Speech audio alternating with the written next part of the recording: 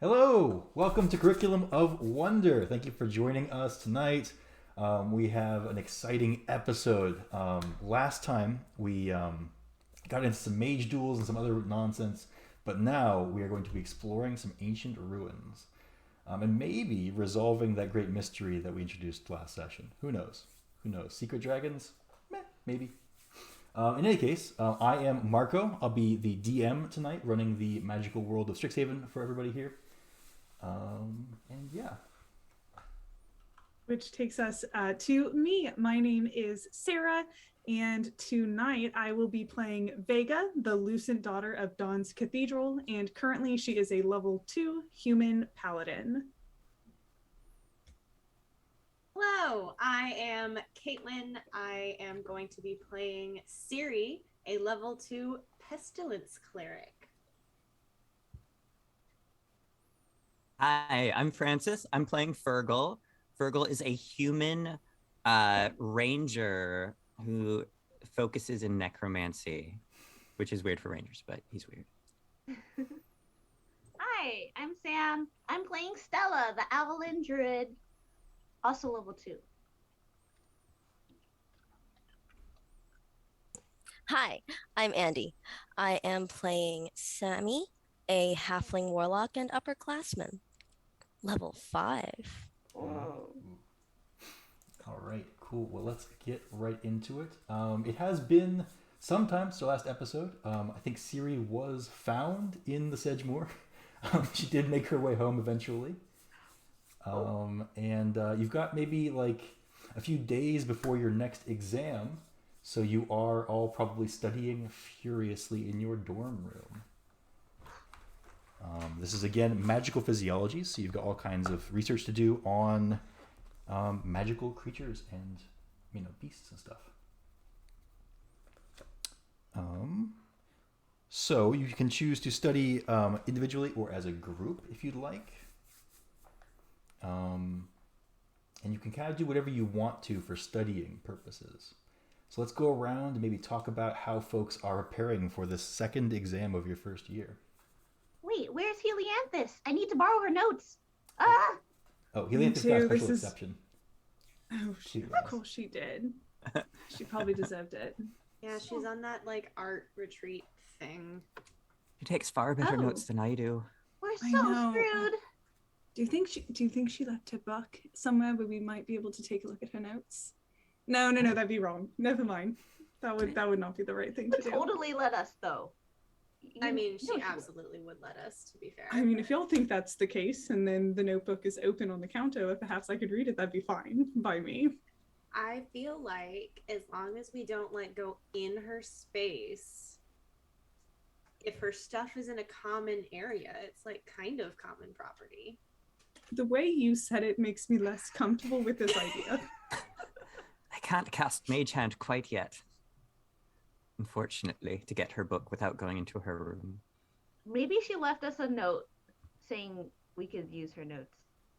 It seems like something she would do. I look for our notes. Do I find I mean, them? she'd probably Maybe just look not. at us and say, "You can do it. I believe in you. Just study really hard, and you can do it." True. Study group. Worked last time. Okay. Worked last time. And you can Have just I use even any joined skill you'd this? like. Certainly looking for Helianthus' notebook could be an investigation check maybe, but anything else you guys want to do to prepare also is a valid option.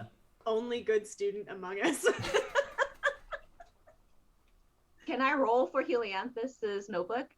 You can investigate for Helianthus' notebook, absolutely. I will guide myself. Okay, real quick, are you willing to look in her room? Yeah, Cool. I think we'll put it back just as it was, and we'll return everything. And I think it's okay, right? Yeah, probably. This is where we learn Helianthus, her sunny sunflower outer side is hiding a dark secret. There's corpses everywhere. Yeah. I mean, I don't know that I'm comfortable setting a precedent where we're going in each other's rooms. I'm just saying if anyone enters my room, you'll probably end up dead. And that's not a threat. It's just a thing that'll probably happen. It's hazardous. Yeah. I mean, I touched one of your plants once, and You Vega touched holds one up. of my plants. It was a whole thing. We had like 10 people here. It's not that big in this room. It was crowded. It was the likelihood someone was going to get seriously injured was very high. Which I'm- plant? At the Vega points at the stinging nettle. That's probably back out on the counter. Siri pulls out, this is going to be happening while Stella's looking for the notebook, but Siri pulls out a notebook and goes, okay, and how did it feel? And like, how fast did it, and like starts taking notes on what happened. Oh, all right. And Vega will actually just like take a seat at the counter and like push up the sleeve. And so in the background now, Vega's just sitting there explaining, actually in quite a bit of detail. It seems like she's used to talking about her bodily injuries, and will describe them to Siri. And Siri is no longer mad because now this is a fun experiment. But our Arcanobotany final is in 3 days. We have time to do that later. Right, no, right. Thank you. That could be the physiology section. They're reviewing it right now. Stella, did you find the notebook? I'm clicking it. Oh, hell, you found it. Yeah. Yeah, I mean, sure enough, you find Helianthus' notebook, and the notes are impeccable. There are, of course, flowers in the margins all over the place, sketches of new cheers, maybe, that she's planning, and designs for fresh Strixhaven Spirit apparel. I try not to look at anything that looks too like private, like her cheers. I don't want to spoil it if she ever wants to debut. You know, just for classwork. Sure. I need to avoid the flower in the margin. That could be private. Yeah, we'll say that your study session is a success thanks to your review of Helianthus' notebook. Does everybody else want to study the notebook as well? Yeah. Yes. Okay. So we'll say for this you could make a nature check, an arcana check. You could make an investigation check to find additional notes, perhaps. Anything else that makes sense to you guys as you are looking at someone else's notebook and reviewing their notes? I'm gonna roll insight because I think that's funny. Sure. Yeah. How well do I know Helianthus that I can get this information out of it? Oh, I'm gonna roll. I have a D4 I can add to it from one of my student dice. Oh, you do get advantage on this because you're doing a group check, though. Oh, okay, cool. And before I do that, I will roll that again. Insight. It's going very slowly. 20. All right. Yeah, you figure out exactly where Helianthus wrote the important stuff. And yeah, you also glean a fair amount of information from this notebook. Cool. You I have went your... with I'm thinking- nature. Oh, so go ahead.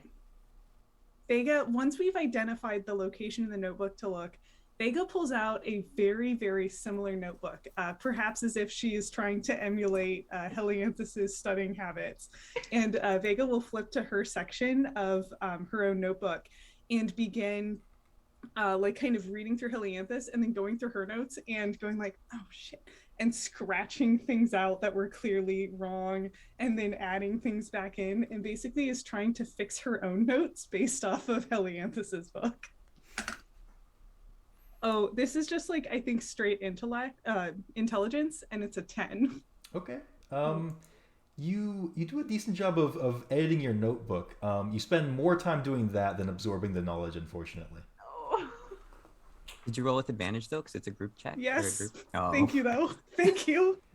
I mean, yeah, maybe you get carried away with that task, and you do recreate the notebook, but it is maybe a detriment to your studying endeavors there. How did Siri do? Or what is Siri doing, rather? So I'm going with nature. I'm just going on straight like memorization of the plant information, right? Because it's plants, botany. Is that what we said? Well, it's animals, magical animals. Magical animals. Okay, so still nature, but not my forte. Animals are less my thing. I rolled a 4 and a 2. I do have a nature student die that I used, and that was a 4. So we've got a total of 11. Okay. You try really hard. Maybe you just can't quite focus your thoughts, constantly straying to the plants you have in your room and their maintenance. And honestly, animals are so much less interesting. So you also maybe don't quite find success in your studying endeavors. I also have been drinking my bottle of boundless coffee, and you went to the point where it was too much, and you just start getting jittery. Sure.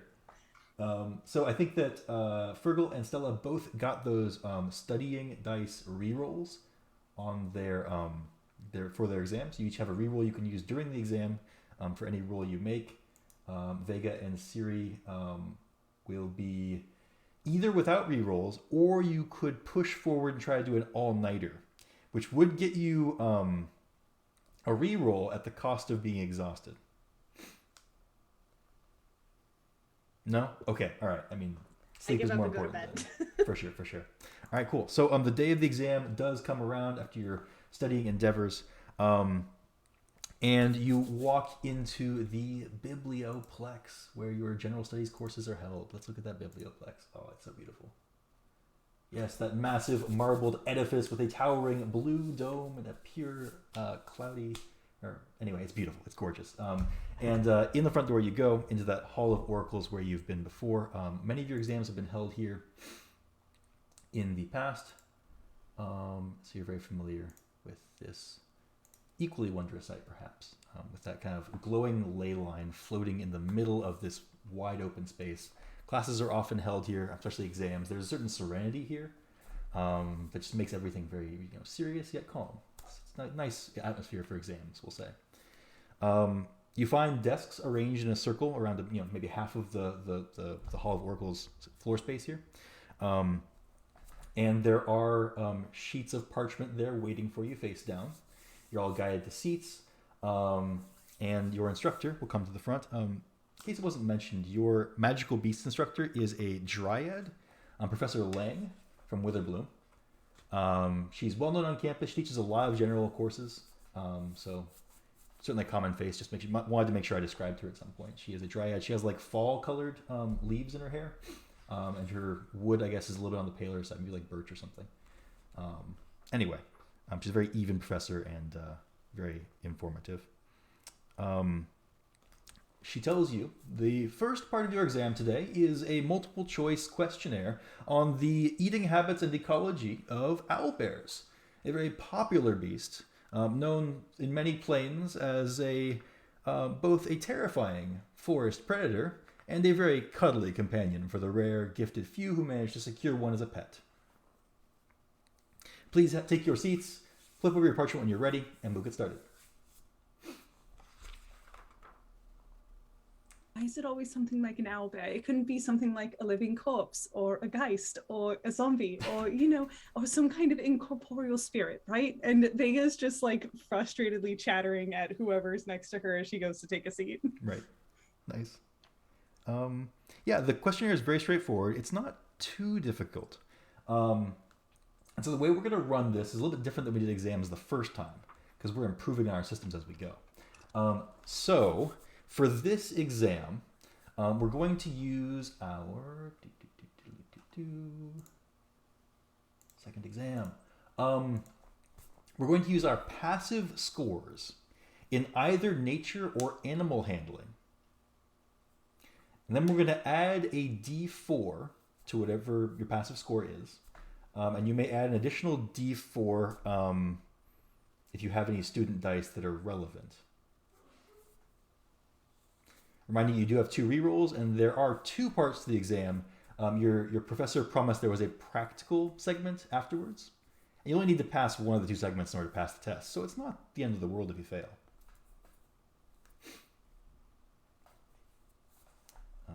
Let's go to maybe Stella first on the test. What, is it because I'm an owl, huh? I mean... No, okay, I'll go. The narrator is taken aback for a moment. Just bear with her. Okay, so how do I roll a passive animal check? Oh, well, you don't roll it. Whatever your animal handling or nature score is, whatever your bonus there is, you add 10 and then roll a d4. Okay, so that would be 13 plus d4. Mm-hmm.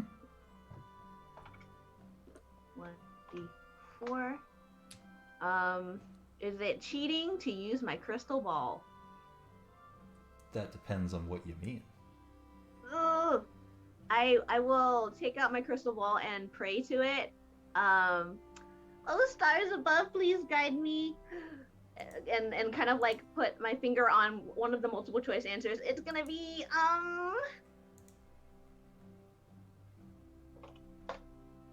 1d8 is the crystal ball roll. Mm-hmm. Oh. 7. What happens? The orb swirls, I see stars, and my finger lands on the correct answer. All right, cool. Give us a sleight of hand check to do that without being noticed by one of the proctors. This is probably the harder roll than if I were to just take the passive.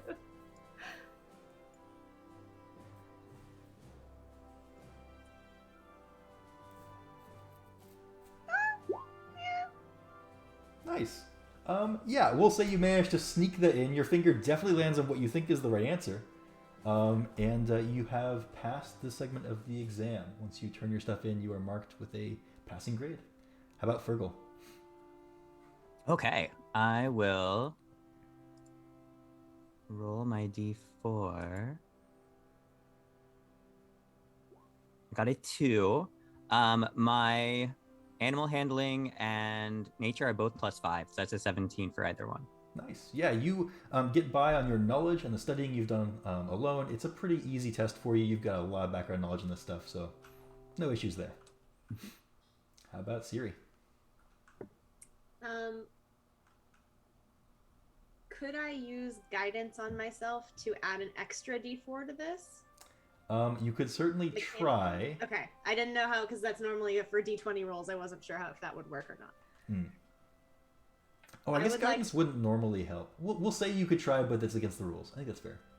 I mean, I am attempting to cheat. Like, that's very, you know, but okay. like, it's mechanically, can I do it? Yes, I would allow that mechanically. Yeah. Okay, cool. Then I'm gonna try that. Great. Okay, so the base roll is, let's see, 13 plus 4. Okay, so 17. So I probably didn't need to, but I didn't know that before I rolled, so I did it anyway. With the guidance as a 19. I would actually let you have like filled in all the easy questions first and then worry about guidance afterwards. Okay. So if you don't want to have cheated, you don't have to. I will take the 17 then. Okay. That is a passing grade. So you will manage to make the test. I mean, clearly you were eyeing your options, preparing to cheat maybe, but it's easier than you expected. So who needs to? Vega. A question. Mm-hmm. Is Vega allowed to wear her big, beautiful long sword to the test? They don't stop you. Beautiful. So the base will be a 12, and then I'm also going to spend a student die on it for animal handling. Nice. This is not Vega's wheelhouse. She woke up when the sun rose to kind of review her notes. They're not great, but we'll see how it goes. Ooh, 12 plus 7 is 19. Yeah, definitely. So you don't know a whole lot about owlbears, but you've been studying them at length. Maybe you had time this morning to go over the notebook you painstakingly recreated last night from Helianthus' notes. So it all does come together for you. And you all of you, pass the written segment with no issues at all. Which is great. It means you've passed the exam. You could still earn flying colors, which is a boon for next time, perhaps, in the practical segment. So after you guys all turn in your papers, you are guided to a room in the biblioplex, kind of off the side. You've never seen it used before. It's a very large room, very bare. Not a whole lot in here. Is it owlbear, though? You're skipping ahead. I'll see myself out. Oh boy. You are grouped up into groups of 4.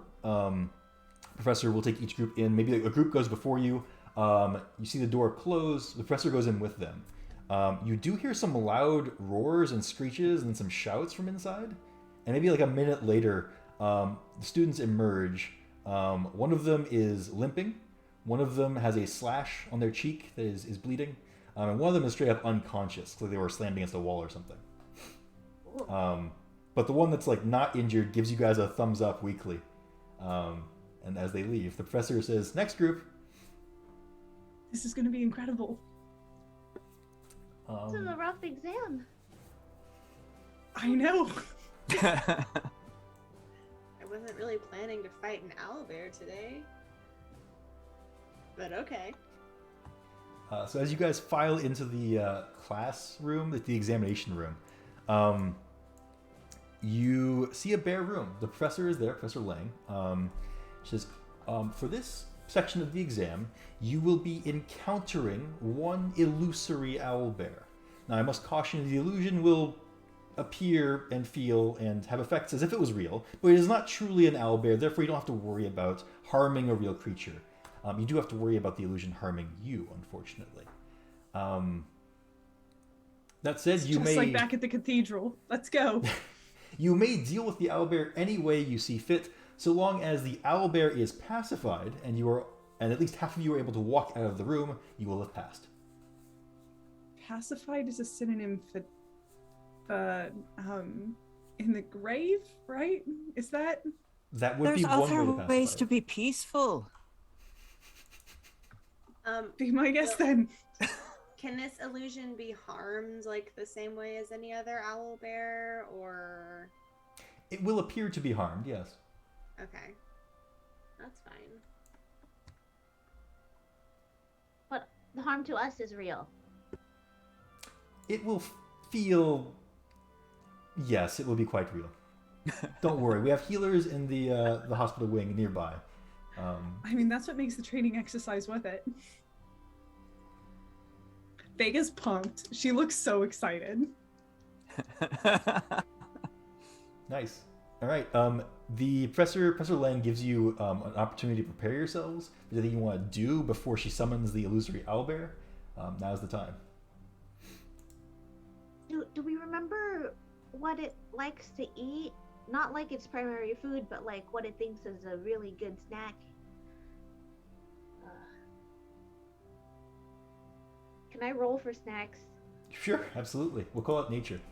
I mean, if you're not careful, it's gonna think you're a pretty good snack. Oh, I thank you. Vega actually takes a little bit of a step back and blushes in response. Yuri just smirks. 13 nature. Okay, I mean, you remember that owlbears typically eat like a lot of forest animals. They are certainly carnivorous. You probably don't have any fresh meat on you going into an exam. I can't imagine you would, though maybe. I mean, maybe that's still his thing.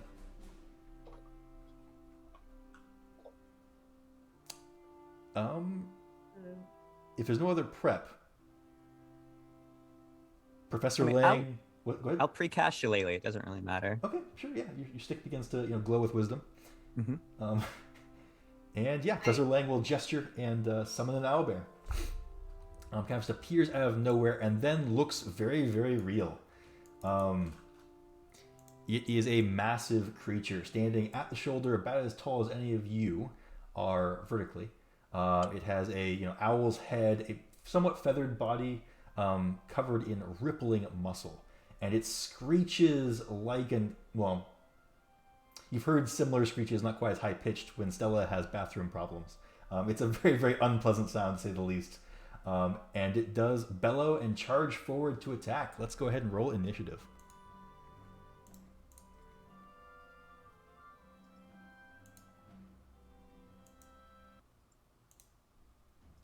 Eight for Vega. 19. She's still blushing. 12. All right. Was it a 19 for Vega? Oh, no, Fergal got a 19. Okay, cool. What was Vega's?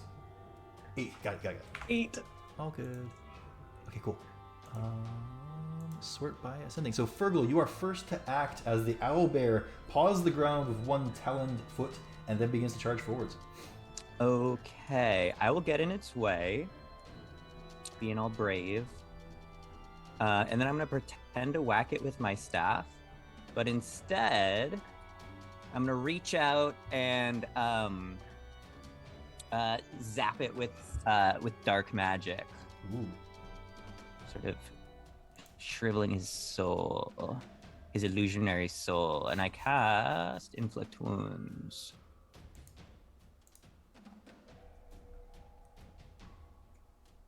Roll 20's building suspense. Ooh, a 24 to hit. And because I hit, even though I'm not swinging a weapon, I can make it my favored foe and add a d4 to that. So it's going to do 16 necrotic damage. All right. Yeah, the illusion, the illusory bear kind of does squawk in surprise and stop in its charge.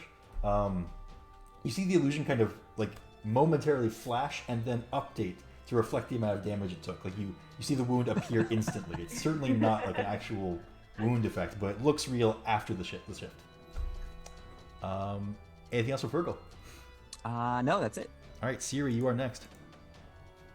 Okay, I'm going to run up to be within 10 feet of it.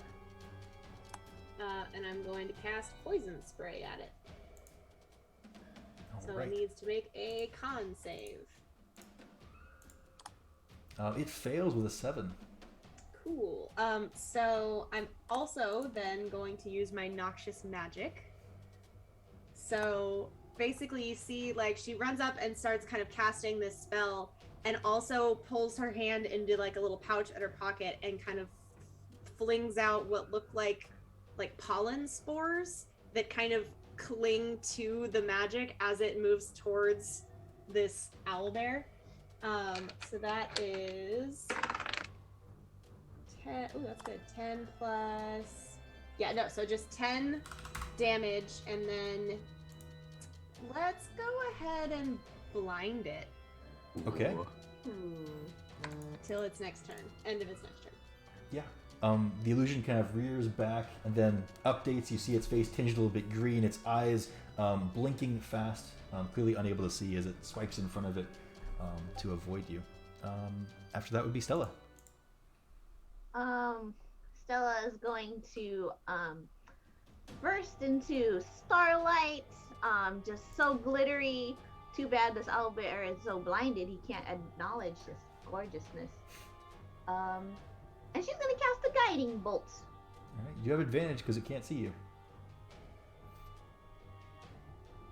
Oh wait, it didn't roll to hit. That is lame.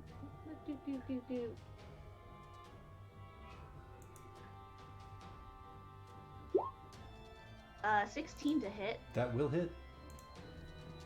And no extra damage, just that damage you see there. All right.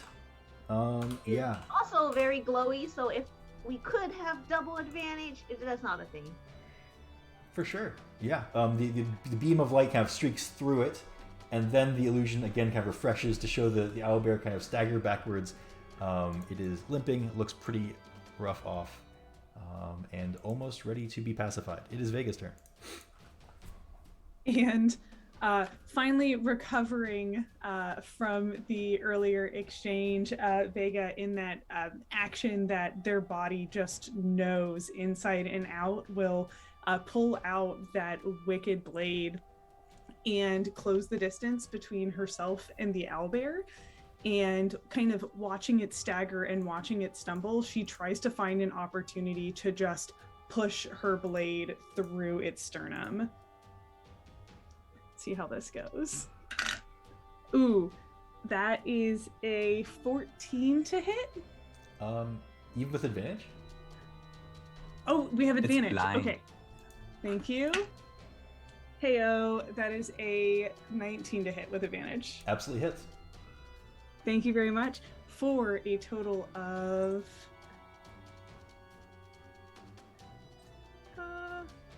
12 points of damage. All right. The illusion kind of shudders briefly, flickering a few times, and the owlbear reappears looking awful. Its feathers are beginning to fall out. You can see like blood kind of dripping off of it. It doesn't land on the ground, but it does look like it is bleeding. On its turn, it will rear back and swipe out with a beak with disadvantage. So it gnashes its teeth at Fergal, who I think will easily dodge out of the way. A 13 won't quite hit you. Nope. And then a claw swipe at Vega will also miss, quite simply. The owlbear is powerless to resist. I think it is now able to see again. Yeah, it was just till the end of its turn. Got it. So then it's Fergal's turn. Okay, cool. And I will swing my staff at it.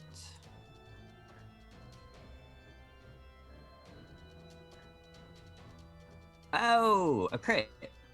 All right. And then I get two d4s.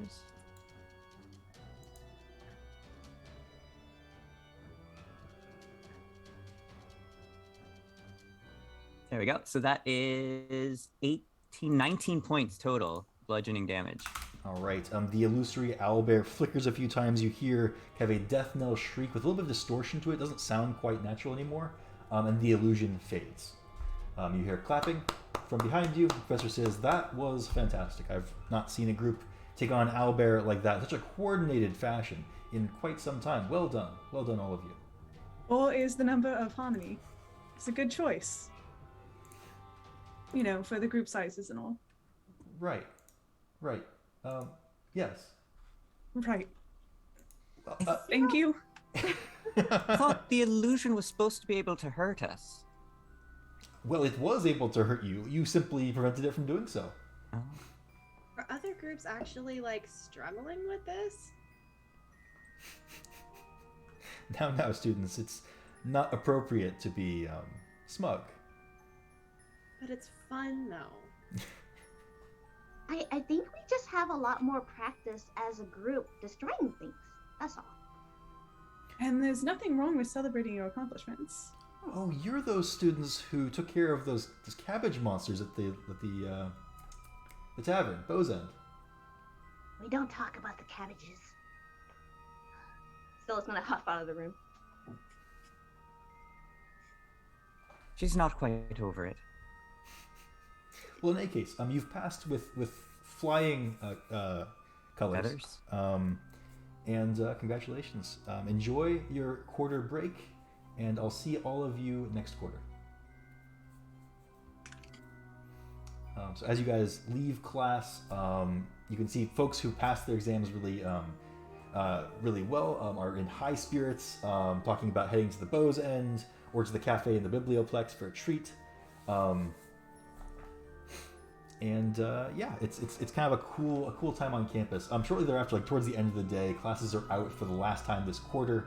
You pass any of your other exams without much difficulty, and it's just a very, very festive time. Those of you who did succeed twice, so like it was all of you actually passed both exam segments, you do have a 1d4 general use student die for next semester.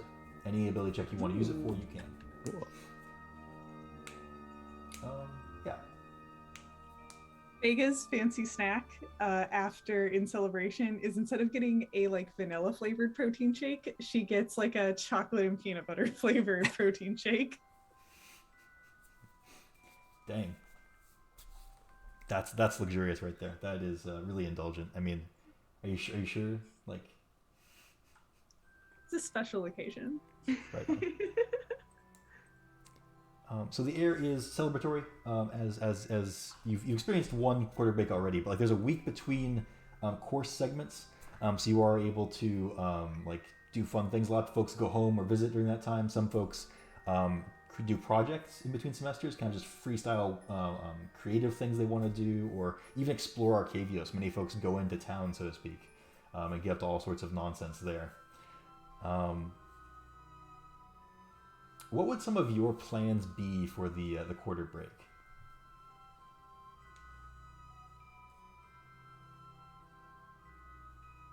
I would probably spend at least some amount of time wandering around the swamp.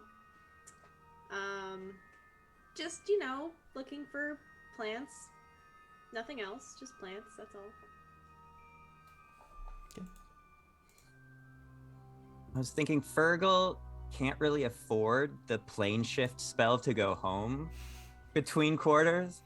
So he's actually probably also kind of hanging around the swamp too. If you want like someone to go with you to make sure we don't get like devoured by vine creatures.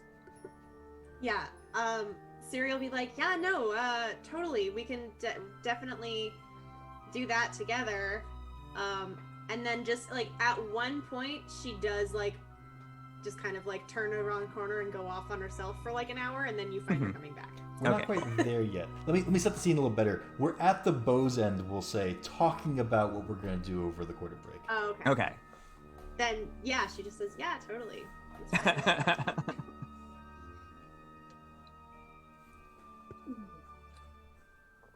What would Stella do over the break, or be planning to do? Well, my mama got me these set of tarot cards, and I definitely need to practice them more. I think I will lend my services to the campus, whoever is still left around, to help them with their love life and figure out do free tarot readings.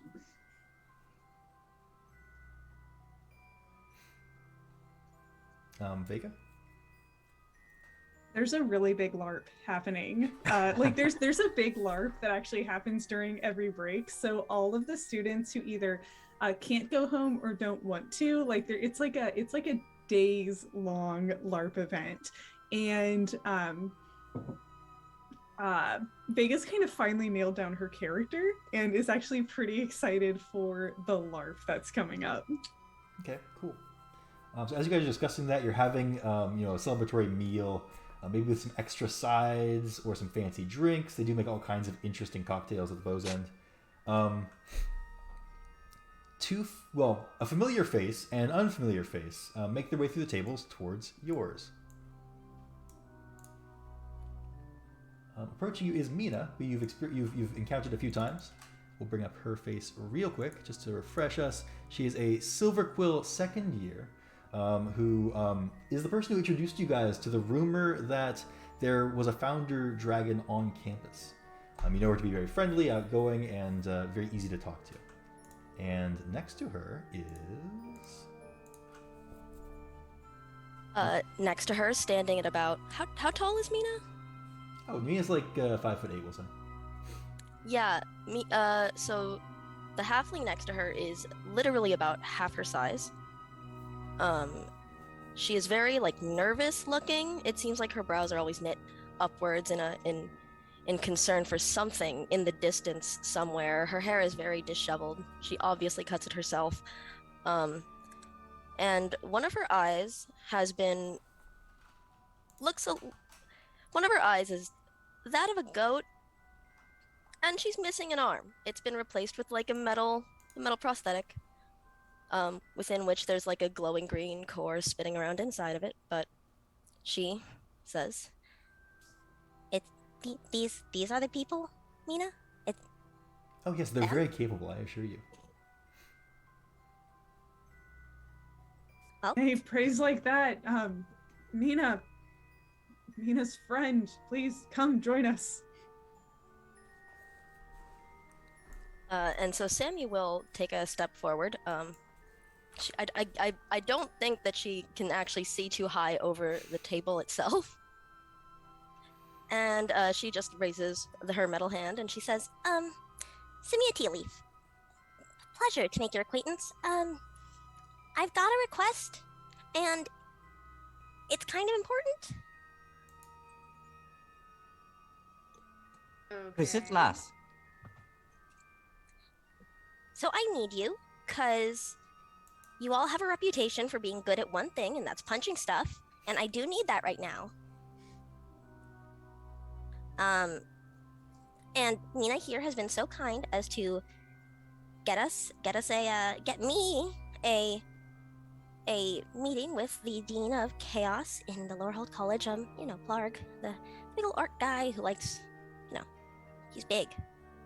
I've seen him in stuff. I just get stuff. I would like you to come with me to some ruins that I know of the place for. And I need to talk to Plarg. And I also need you. Did you want us to punch him? No, wrong. Hold on, we need to I'm step not gonna back. punch a dean. We're stepping back from that, hold on. Wait, is that entirely off the table? Yes, it is. It is off the table, we're not doing that. You're very reasonable, and all right. So, it would take up, I think, a good amount of your after quarter break, but there's probably really cool stuff in it for you. the ruins that I delve tend to have decent things. You delve in ruins a lot then? Yeah, that's like my thing.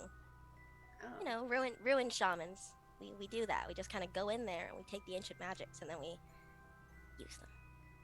What's the coolest thing you've ever found? It was a skull in which the eyes were gems that only told fortunes, but the fortunes were in Old Giant. Also, they only said insulting things, and it didn't actually say any fortunes at all. It just kind of insulted me every time I looked at it. But it was pretty cool, and it sold for a lot of money. Well, I'm in. I mean, being a part of Darkwing's Wake would have been cool. They were the committee that oversees the LARP. They worked on that name for a long time. But I mean, I'm gonna take the real fight over the fake one any day. You had me at fortune. Let's go. I often do. What does this dungeon ruin delve have to do with your chaos dean? So, to go on expeditions outside of Strixhaven, we need permission from the dean. A dean. And Venus told me that it's at least a little more likely to get it from Dean Plarg rather than Dean of Order.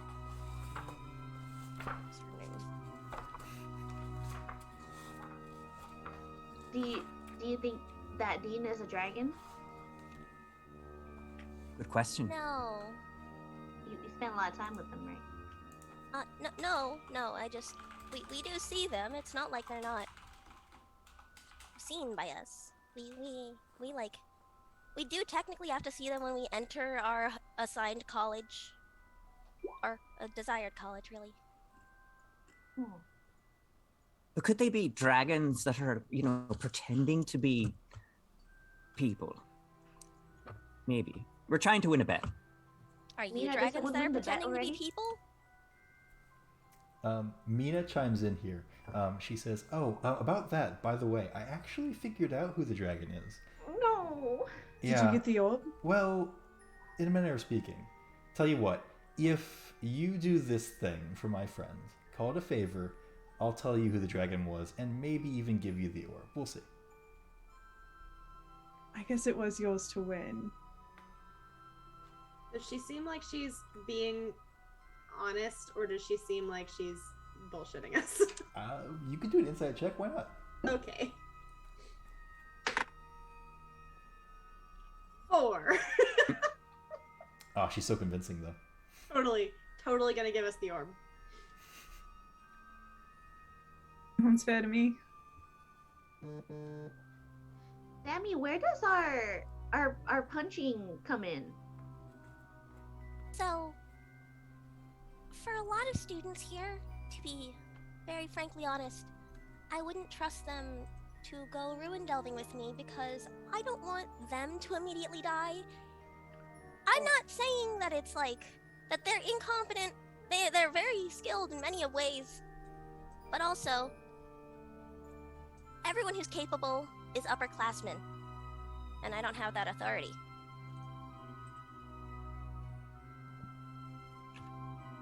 Hierarchy and all that jazz. I get it. Also, Pain they in the have more ass. important things to deal with. They have to deal with like the end of the whole like college thing. They have to do harder exams. It's wild. Where is this ruin exactly, did you say? It is... Do I know that? You do. Yes, I know that, but You do know that. It is... Oh, man, I wrote it down. Oops. Okay. It is in the Orodrim mountain range, which is a fair ways off. Yep. Origin Mountain Range. I've never seen any part of this world other than the campus, so I'm interested in going on a trek. Haven't had a chance to get many mountainous plants. That could be interesting. This is gonna Sounds be like we our need to first pack our field bags. trip. Our first field trip together. Oh as god, that would friends. make me your chaperone.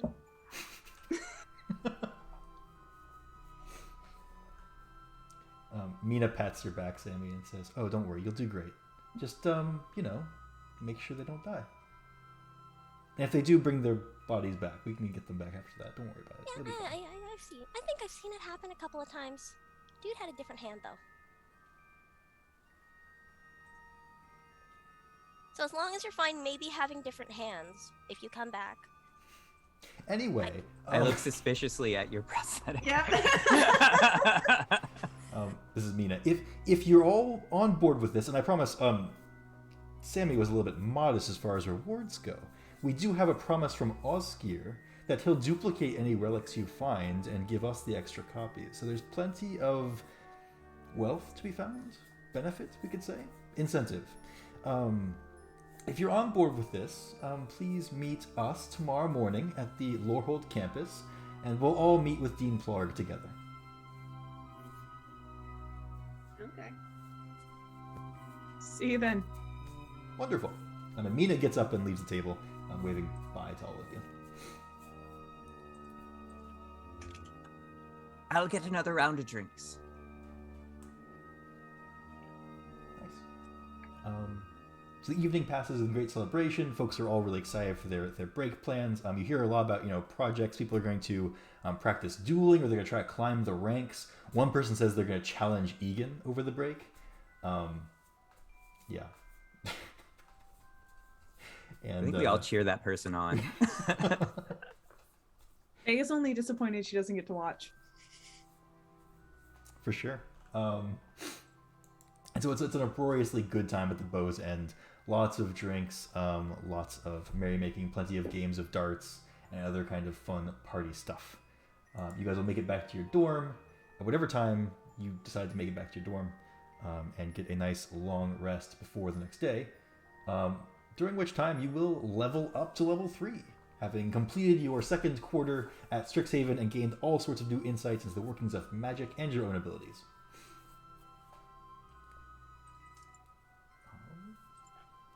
I think we're all ready to go, though, after that level up, so we can resume in the morning. You guys wake up bright and early at the aforementioned time, and head over to Lorehold campus via those trams that travel across the campus. Every 15 minutes they come by, and Lorehold campus is just a 15-minute ride away. Let's go ahead and pull up Lorehold campus. Pack sandwiches for all of us. If we get hungry down there. I don't think they have a sandwich shop. So No, it's go ahead. painfully boring over there.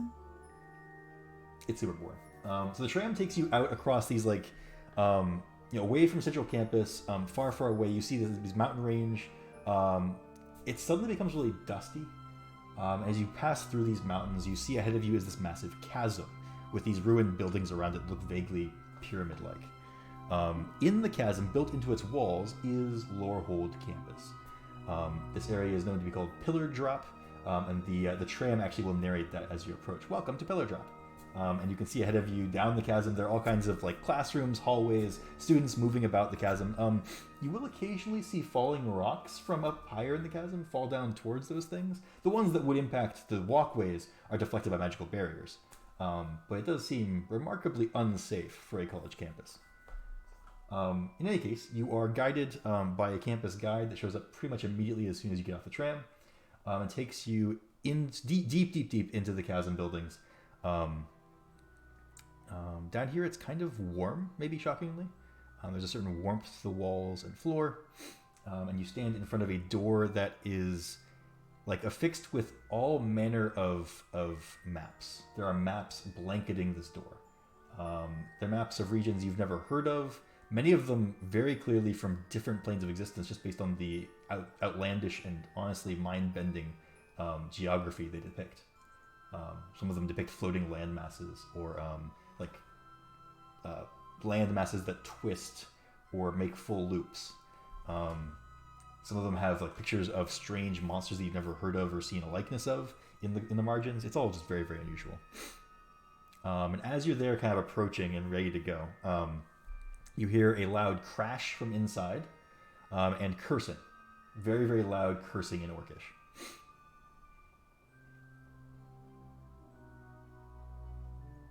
You all right? Oh, yeah, I'm fine. Come on in. You sure about that? Yep, everything's great. Never better. Come on in. Really, I ain't got all day.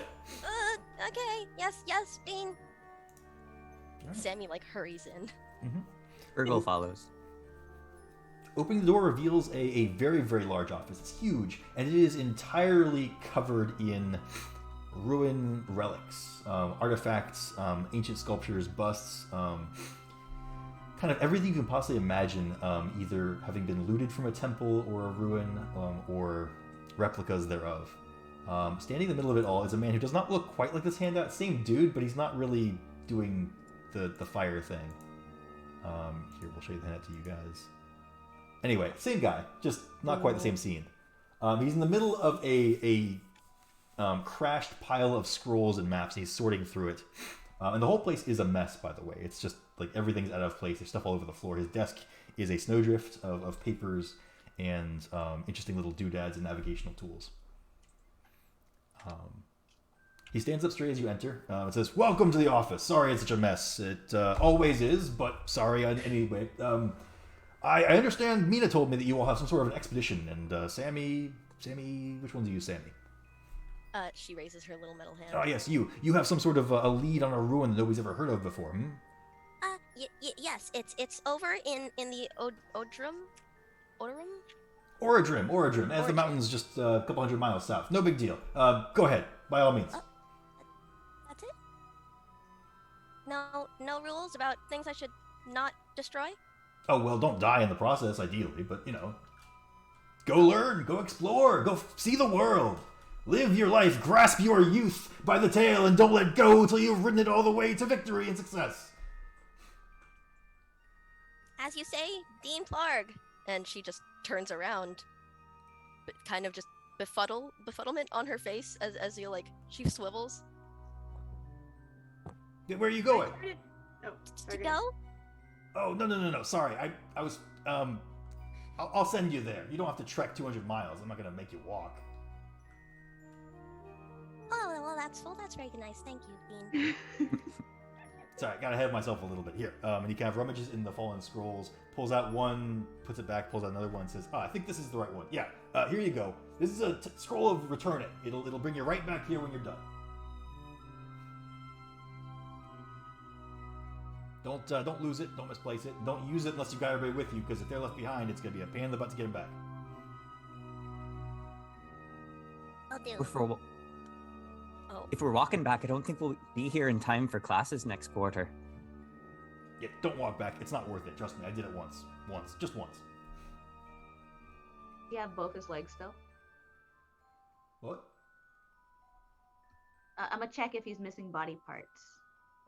Plarg has all of his body parts. He's got some pretty nasty face scars.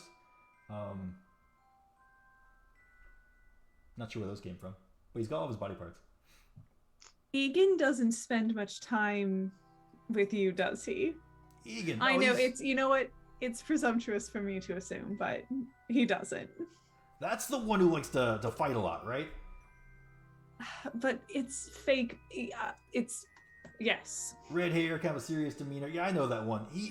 Me and him got along famously until, well, he became a big old jackass. Well, I'm so sorry. We should bit probably rude. go.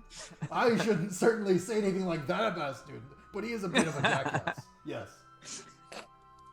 You said it first, not me. As Vega is distracting Professor or Dean Plarg, can I kind of do a peek and just look to see if I can see what kind of stuff is on the scrolls that are scattered everywhere? Sure, yeah. The paper everywhere? Investigation or Arcana, they do seem to be magical scrolls, and there are dozens of them around. So. Oh, I am bad at both of those things. Oh, that's very good. 18. Okay. Yeah. One of the scrolls you're seeing on the floor, it's half unfurled, is a scroll of plane shift, which is extremely high level and very, very, very, very valuable. Does not deserve to be on the floor half open where it could be stepped on.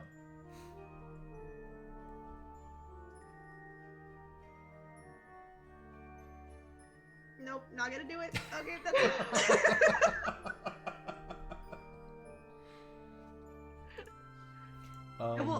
I will bend to pick it up and like hesitate for a second and then set it on the desk. For sure. Plarg, like without even looking, says, "Oh, thanks very much. Don't bother. It's not worth it. Trust me. It's just gonna go on the floor again. Listen, this ruin of yours, Sammy, is it dangerous? Do you know?" They almost often are. You're right. Almost you're right. always are. You're right. Good point. So, before I send you off, maybe you all should just take some extra weapons with you, just to be safe. You never know what you're gonna find on an expedition. That's the fun of it. That's true. He goes to one of the like these crystal cases containing an ancient suit of armor. Looks very, very stylized and strange, and kind of reaches behind it, feels for a second, oh, where's that thing, and then grabs it and pulls it, and you see it like swing away from the wall. And behind it, there's a corridor that leads to a large room with weapons and armor hanging from the walls in neat rows up and down the walls. He says, head in there, take whatever you like. Don't worry about putting anything back. Got an automaton that cleans that part for me.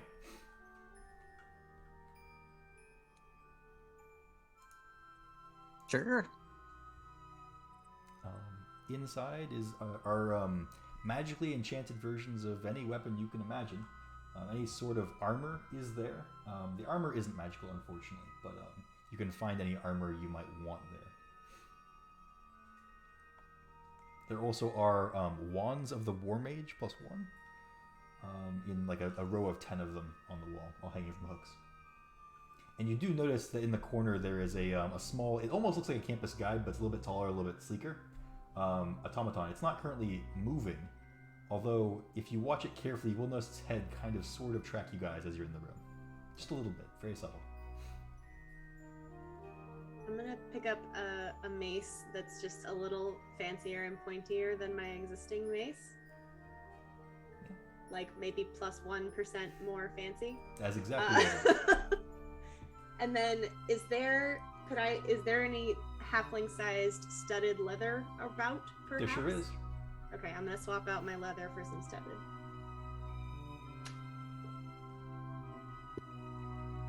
Vega has a good time looking through some of the weapons, but doesn't actually pick anything up.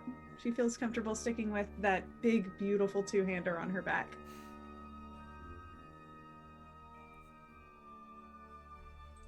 Urgle digs around for a little while, eventually pulls out what must be a powerful wizard staff. It's sort of gnarled wood. At the top, the wood kind of wraps around this dark purple crystal. Definitely capable of casting high-level magic, for sure.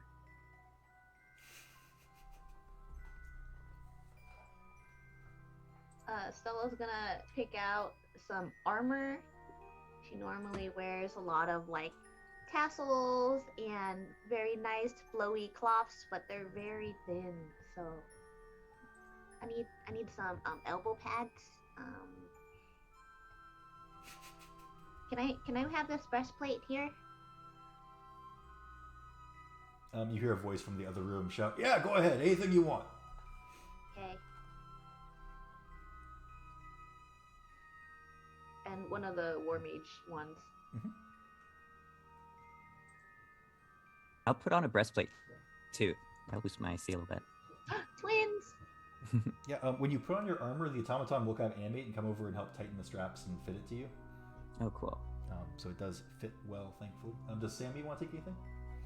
Yeah, she's going to take some extra shiny daggers and sickles, along with maybe some. If he said take as many, she will. Wand and a studded leather. Sure, yeah. Easy.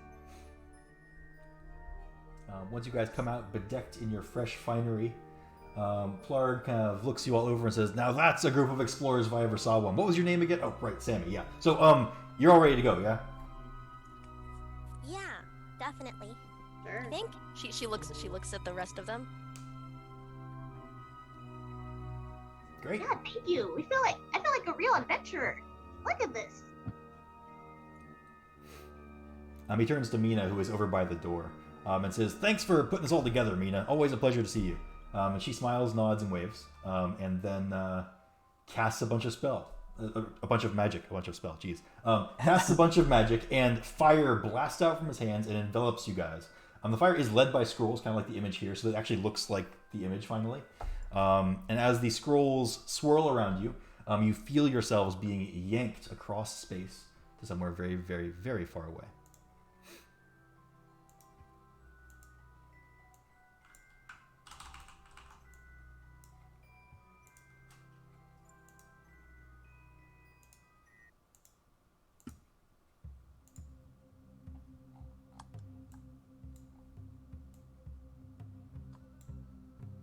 All right. So each of you kind of in turn emerges from a portal in thin air and lands face first into a pile of sand after falling about 4 feet. So I'd say is unpleasant. The sand is very, very hot. The sun is beating down on you. The air is dusty. Once you're able to right yourselves, you can look around you and see that you are in a very, very built up ruin. There are huge numbers of stone buildings around you, all in different states of disrepair. Clearly, no one has lived here in any real sense of the word for a very long time. And this is like the right place. Is the alarm in my head kind of going ping? Ping, ping, Lit. ping. Cool. Cool. So it's this way? I don't really know where to start when I bring other people along. Most of the time it's just me searching alone and then getting sand in my mouth. She steps forward into the sand. Yeah. There are a lot of buildings to look into. You have a vague sense that you're looking for one of the bigger buildings, but there's a few of those. You know what it's a ruin of? Is this some old town or something? I just get the locations. I don't really know much about them yet. That's what I'm hoping to go in there for. Are you looking for something specific? Or just like any cool stuff? How much does Sammy trust these new kids to tell them what's actually in there? It's up to Sammy based on what she knows of these guys. Fair enough. She blinks and she says, There's some personal things I want to look for, and I feel like we'll find some valuable information about Arcavios. And you said you get the location. Get it from where? she points to her head.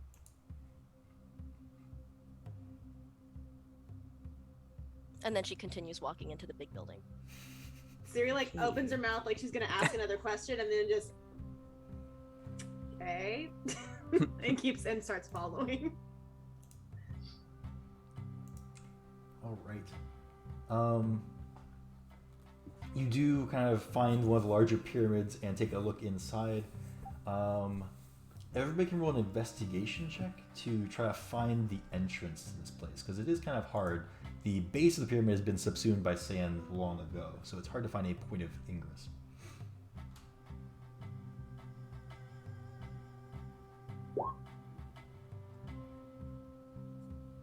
Okay. Alright. So we have Fergal with an 18. Nice. Sammy with a 16. Stella with a 12. And Vega and Siri probably a little bit disoriented by the sand, but you're still getting it out of your hair or clothes. It's definitely all the way in your shoes. It's not a good feeling. Definitely was very sudden.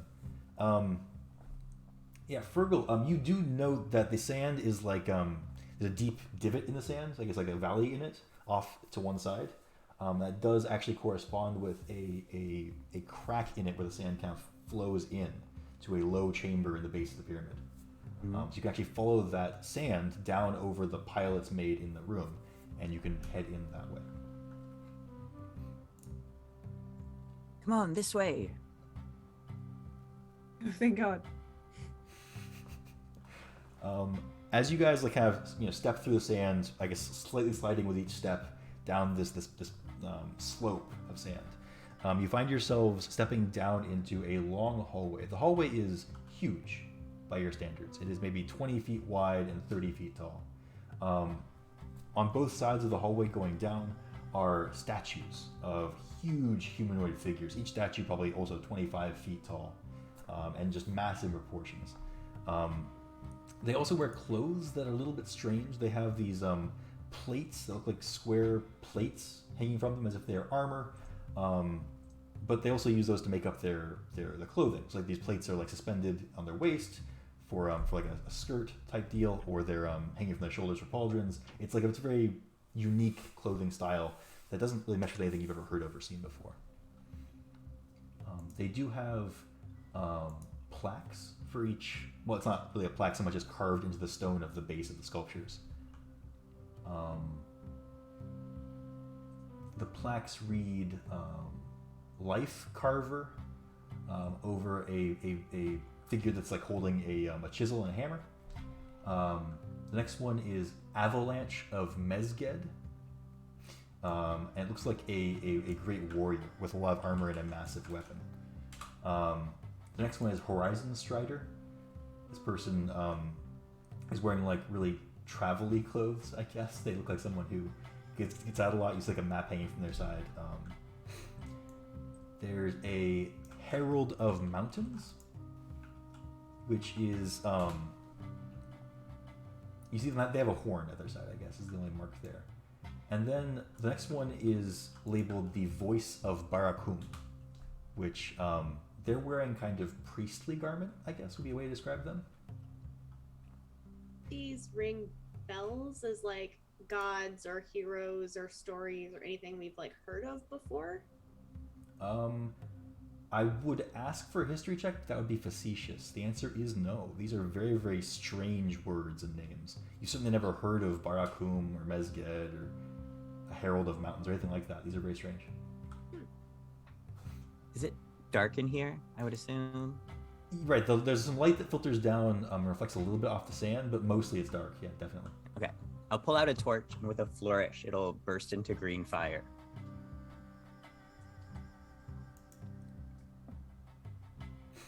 I wonder who they were. Well, that was the Voice of Barakum, and that's the Herald of Mountains. And... Have you heard of them, Virgil? Yo, sure. There's all kinds of stories about him where no, I have not. You can make a history check, not to recognize the names, but anyway, you can make a history check anybody who wants to figure out something about these statues. Try.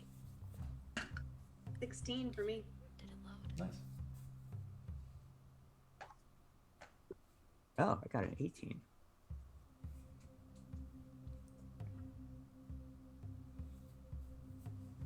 How'd Sammy do? Got a 9. Okay. So Fergal and Siri, as you guys study these statues, something definitely seems a little bit off about them. It's the proportions, and you're not sure what exactly is wrong with them. Something about the detail, like the level of detail in these carvings is very, very high, even though they're very old and perhaps a little bit worn in some places. They're very detailed down to lifelike proportions, but the textures are extremely fine, I guess. The horn, for example, also looks kind of small compared to the person. You've never seen a horn quite that small. You're thinking these might not be... You're thinking these statues might be life-size. They might be giants.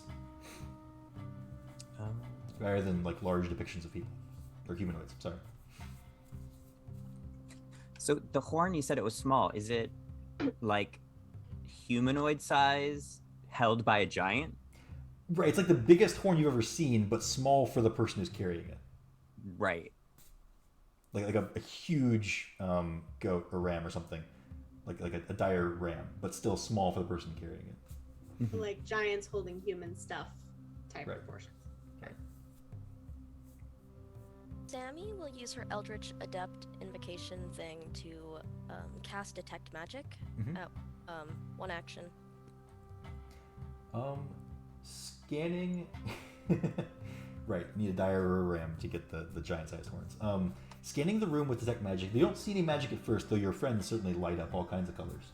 But down the hallway a little bit further, you do note that there is a door that has some magic on it. Not at the door, but nearby is a tablet with some inscriptions on it in giant script. It's been broken off, like the bottom third of it is missing. But that door, the detect magic, will show you 5 symbols on the door that each spark with magical energy. As this is happening, like the goat eye on Semia is glowing. And she just kind of like thinks. She goes over to the tablet. What does it say? Right. So it's a huge tablet, maybe like 10 feet wide and 15 feet long. Or it would have been 15 feet long, but now it's 10 feet long because the bottom third is broken, right? And you're able to read it. Here is that handout.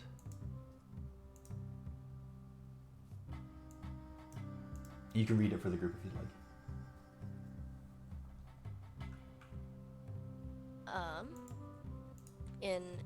She says, In the age of unshakable stone, primordials bent to our will and laid their powers at our feet. They contentedly fueled our forges, powered our mills, and labored in our quarries. The small folk reveled in the ease with which we raised them shelter, and defended them from wild beasts. Their dissidents were easily stifled, and we had peace throughout our lands. We built, we conquered, we protected. Our power was undeniable, and all the lands were ours by right. Know that this world should still belong to the children of the mountains, that by Mesgared's might and Barakum's wisdom only we are suited to lead the creatures of Arcavios to an unshakable future. And it is broken off below that point. And I don't know the rest after that. Who is this told from the perspective of? Who is the we? Who is us?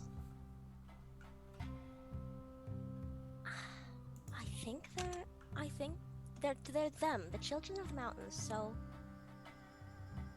if they're the ones making these, then I think they're giants? This is in giant. Like, And they talk about small folk, so that I would assume is people like us. yeah. So are we to believe that this tablet was written by, and Vega just points backwards towards those 5 statues. Probably the Them. life carver.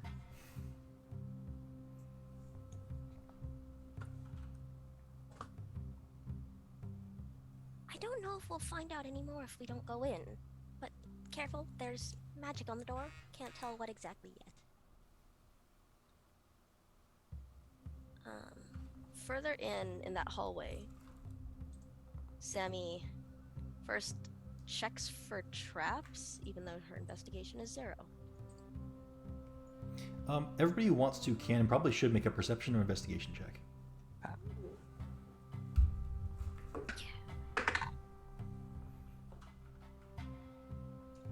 Well, that's not a 1 because I'm a halfling. Nice.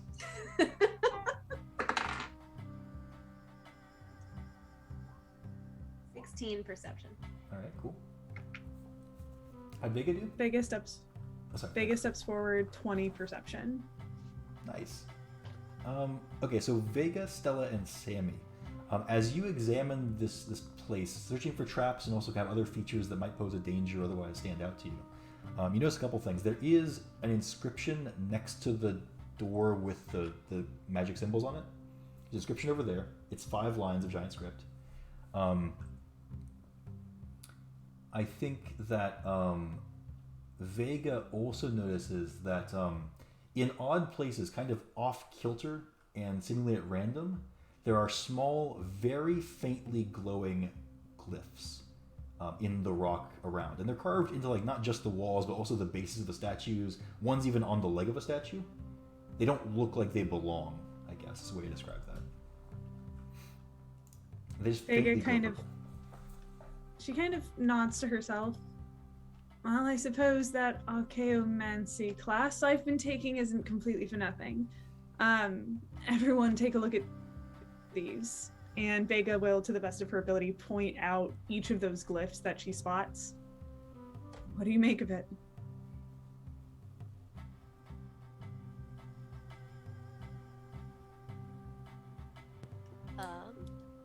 Sammy will. Yeah. Go ahead. Oh, what? Go ahead. She will first look at what the 5 lines of text said, or was that the tablet?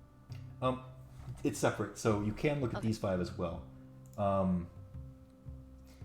If anybody else wants to study the glyphs while Sammy's reading those 5 lines, you could make an Arcana check, perhaps, to kind of decipher what the glyphs might mean or do. In the meantime, for Sammy, here is the inscription next to the door.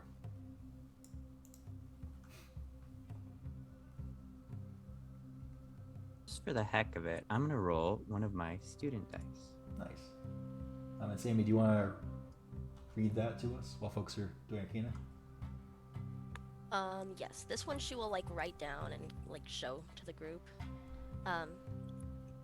So I think we're probably going to need some order of things. 5 runes, 5 glyphs, 5. That's how these things go. That's always how these things go. Unless they're lying. So we first start off with night, then rage, growth, death, and then the ancient. Perhaps. What do the glyphs say?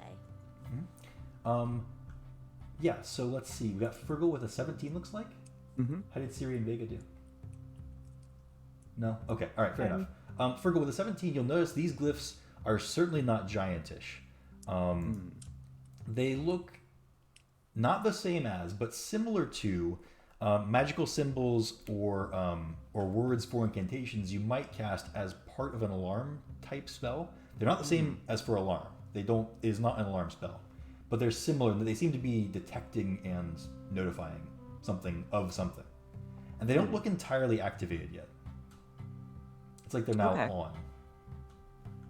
I'll share that information.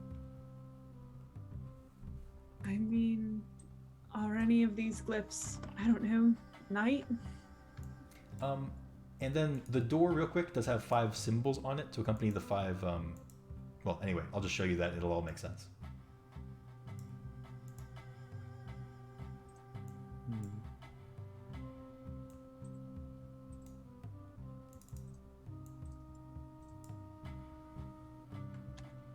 Cool.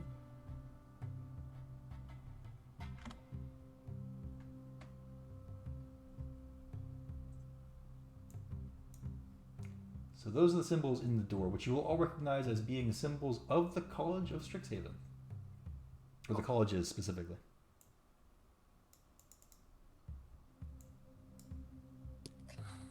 Oh hell, this gets weirder and weirder, doesn't it? There are 5 statues, right? There are 5 statues. There's also 5 of us. What does it mean? Maybe we each have to like pick a glyph or something. Right, because there's 5 on the door and there's 5 spread throughout the room. Yes. I mean, this little piece of poetry does seem pretty particular about an order. Yeah. Perhaps they need to be interacted with in turn. Are the glyphs that are spread around the room, like, is each glyph near a statue or anything? They're seemingly at random and not in Okay. any like consistent placement fashion. And the ones scattered around are the same as the ones on the door. No, different completely.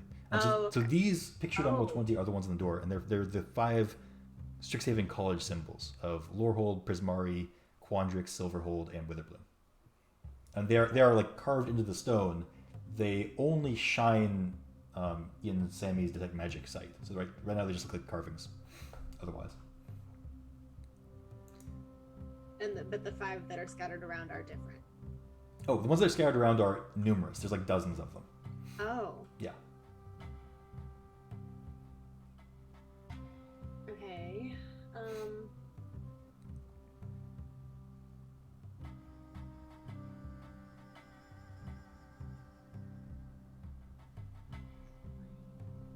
we've got 2 mites, 2 wisdoms, and an ancient.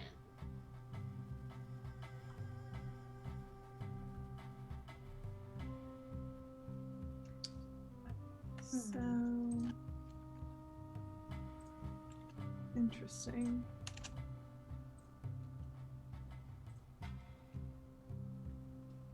Can I? I mean, do Oh, go ahead. Can I look at the back of a statue and see if there's a glyph on one of their backs? You can. There aren't any on their backs. So their backs are like kind of up there, and you can like peek behind and look up towards them. You don't see anything up there. All the glyphs are around floor level, maybe even like yeah, your level basically. Anything you could reach. Oh, so they're only metaphorically burning their backs. Interesting.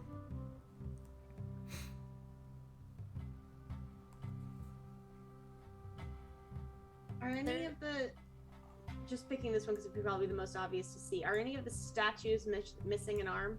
No, they're not. Or any of them like blindfolded or anything? Nope. Okay, so that's probably not connected. Were there how many of those statues were there? Were there only the 2 or there were 5? There were There were 5 5. statues. 2 of them. Oh, right. Okay. They were the. Oh. Was that where the Avalanche of Mesged and Herald of Mountains were? Yeah. Yes, those are each of the statues. Those 5 Okay. labels. Okay. I mean, I'm inclined to think, I don't know, I've 5 symbols. The poem has 5 lines. Perhaps each line is connected with one of the symbols, and we just have to figure out what order to touch them or press them or cast magic on them, or however this kind of thing typically works. First was the knight. Which house would that be? Poisoned Might's mind. What does this have to do with the colleges? I mean, the symbols, I could be completely off. This isn't really my wheelhouse, but I figure we're trying to open a door, right? Yes? The school I think of when I think of poisoning someone's mind is Silverquill. They're the ones with fancy words. Whoa. Ooh, that makes more sense. I was gonna say Witherbloom, but I'm biased. So. I thought that too And- because of poison. But poisoning the mind, yeah, that's actually a really good point. And I was thinking that the 4th was death, and that's Witherbloom. True. You did take that owlbear site. That's very true too. Which Go up house and would be poke the silver growth? quill symbol, see if anything happens. What's that? I go up and poke the silver quill symbol. Wait, that's 4th. No, first you said the poison. Oh, right. Okay. The go silver ahead. quill symbol begins to glow. Okay. Oh, hey. Second was rage. I mean, I think that's Prismari. Burn It- wisdom's back. Isn't Prismari the artsy one? Yeah, but they do burn. They have That's expressions. true. Yeah. Fire and ice. Okay. But I don't know. I Well, mean, so I here, think let's go through all. Now that we know that this does something, and I didn't blow up, let's go through all of them. second was rage. So if that's Prismari, I think growth could also be Witherbloom, though. Growth, I think that might be Quandrix. Oh yeah, like Ooh. exponential growth. I like that. Mhm. So that leaves lore hold for ancient. Lore makes sense. Yep, I like it. me too. Is it saying that our school destroyed the civilization? It might be. Are we the Sammy. bad guys? Sammy ardently avoids answering that question. Hmm. I poke symbols in that order since I'm already by the door. Which one do you Something poke? happened to the civilization. So Silverquill, Prismari, Quandrix, Witherbloom, Lorehold. You said Silverquill, Prismari, Quandrix. Yeah. Witherbloom, and then Lorehold. All right. They do a light one after another as you press them, and once you press Lorehold 5th, the door shudders and then begins to slide into the floor. Oh. Oh, Okay. Nice. You know, you're smarter than everybody else has been saying. Good job, you guys. Thanks. Thanks. Siri looks like very offended. You don't just punch things. That's all anyone talks about, though. we also really hit good the at it. butts. You don't physically hit them, right? No, And that's she how we looks study. very serious.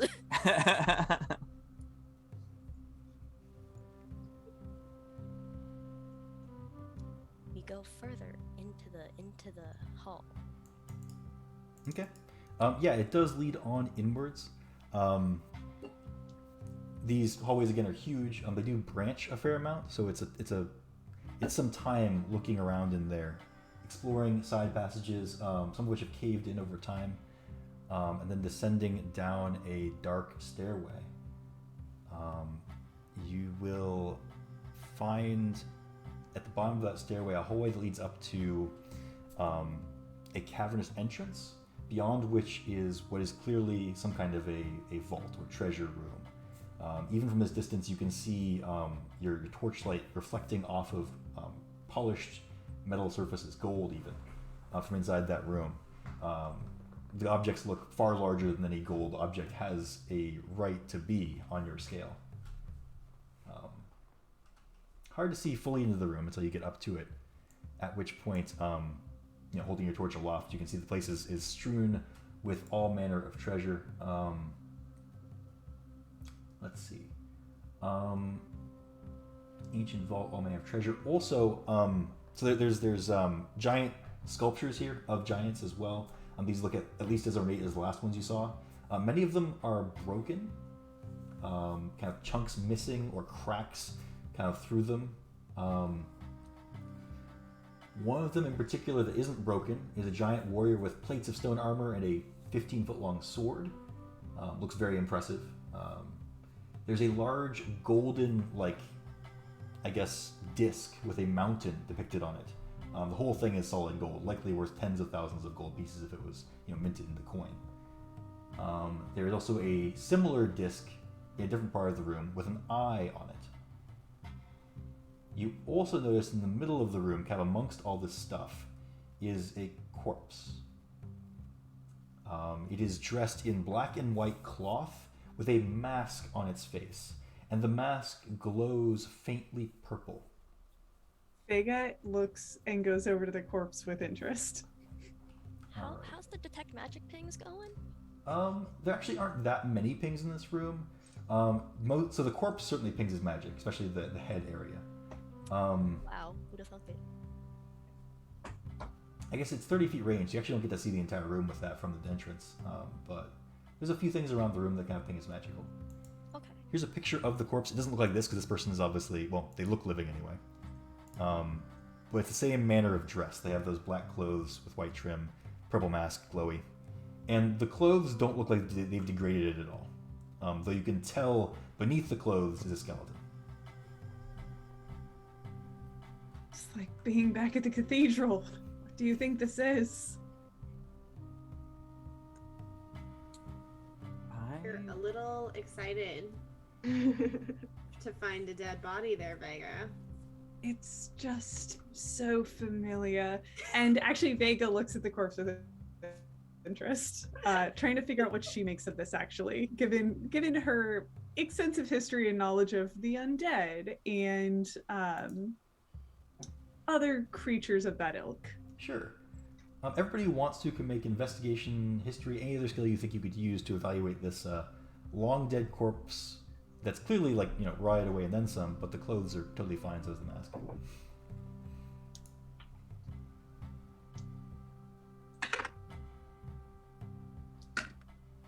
Yes. 21. Nice. Ooh. 16. 16? Sweet. So we'll start with even Stella, Sammy, and Fergal, who look at this and are kind of puzzled. Something clicks in your head. You notice this is This resembles some illustrations you saw from the time of turmoil, which is a recent period in Strixhaven's history, about 10 years ago, when the school was attacked by an organization called the Auric. Yeah, they had masks. Siri will remember a little bit more about the Auric. You might have read something about the times of turmoil. Might have even heard stories about it. The story goes that the Auric was comprised of people who either flunked out of Strixhaven or had other reasons to dislike the college and or its personnel and students.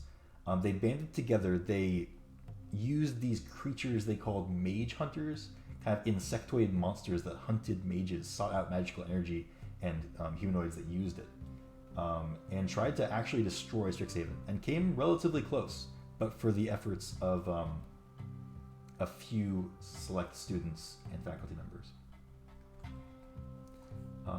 Vega, you are examining this with excitement. You, unfortunately, are a little bit disappointed, perhaps, to find that the skeleton is not animate, and it does not form into an undead when poked or prodded. You recognize the mask, though, and maybe you've also heard something about the Auric. This is one of the Auric's masks that they use to hide their identities and fuel their foul magic.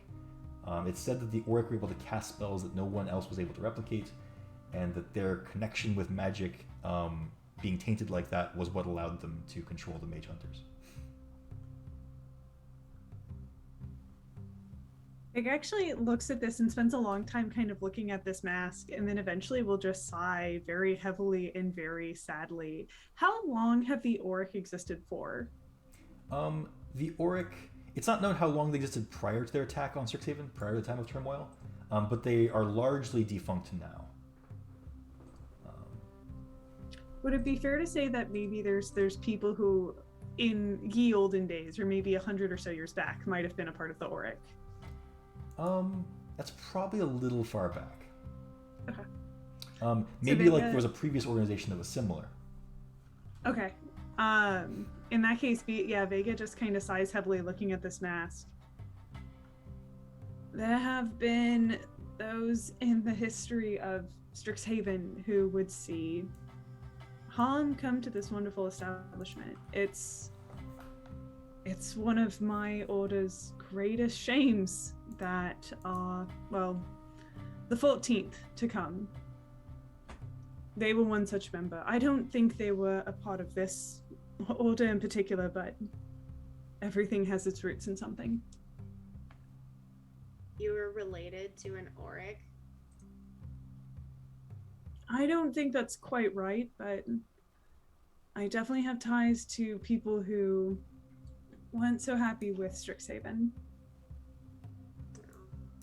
Long time ago, but history has a long memory. Did people, not want you to come here?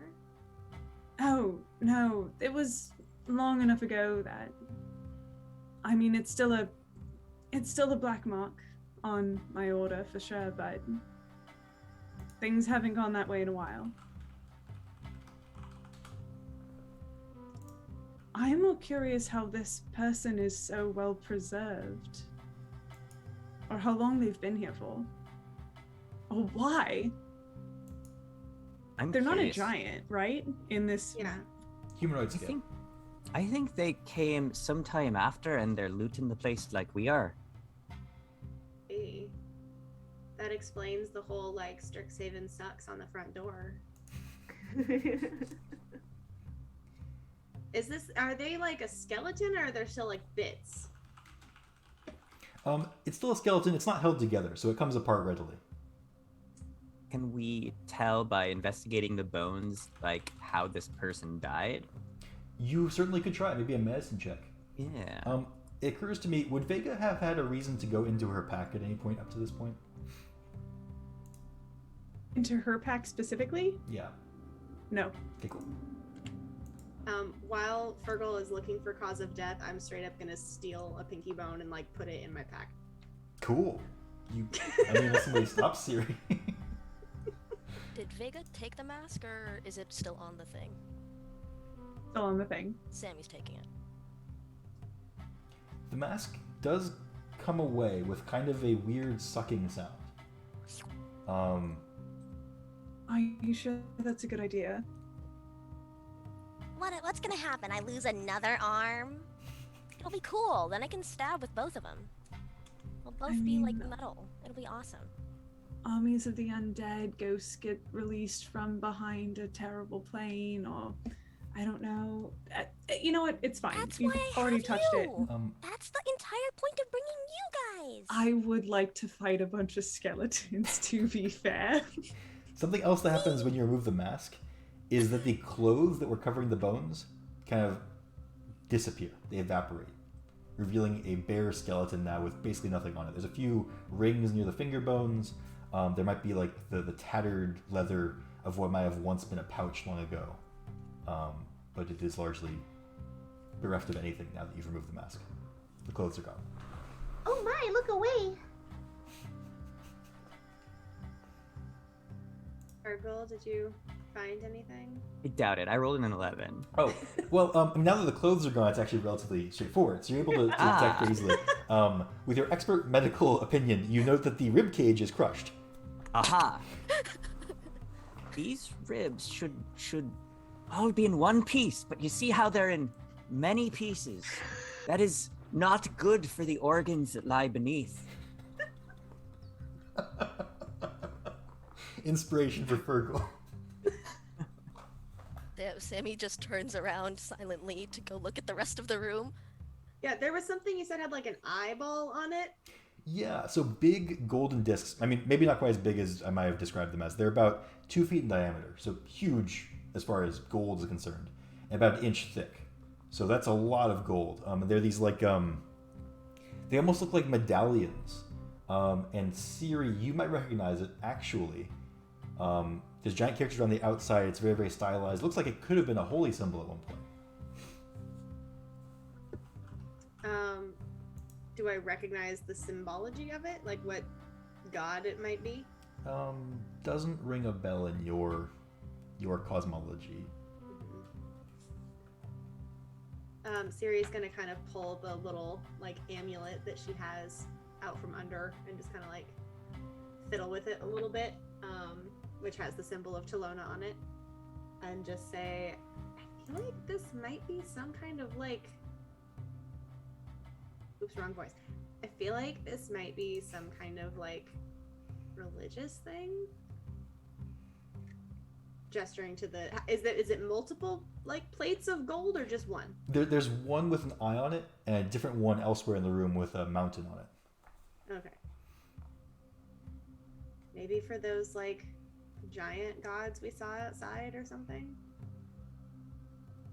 One guy is the Herald of Mountains. Yeah. And then there was one who was like the voice of somebody. Barakum. Yeah.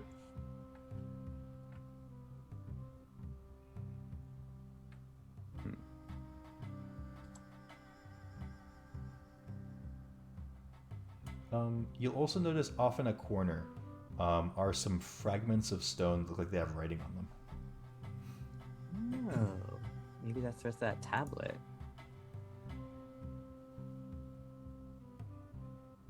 Yeah, I'll go over and see if I can like put the pieces together, figure out what it says. Sammy will come with. Okay. Yeah, working together over a couple of minutes, you're able to like arrange them in a semi-legible arrangement, and Sammy can read the rest if she'd like. Yes. Her eyes do the glowy thing. All right. Eye. Singular.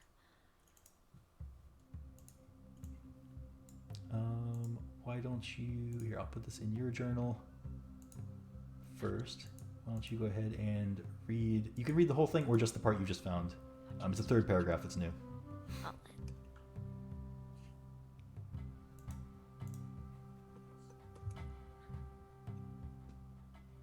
Okay, so you're definitely right about the dragons being the things that killed these. So? And her face turns a little more blank. Eternally curse the children of the first dawn, the sky tyrants. Curse their hubris, their overreach, their meddling, and their incomparable power. Mesgared should yet strengthen our limbs. Barakum should yet guide our thoughts, and Arcavios should yet bow before the children of the mountains.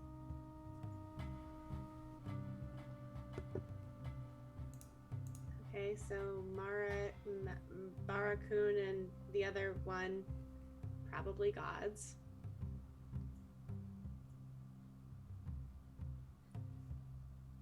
I don't think I agree with that. Well,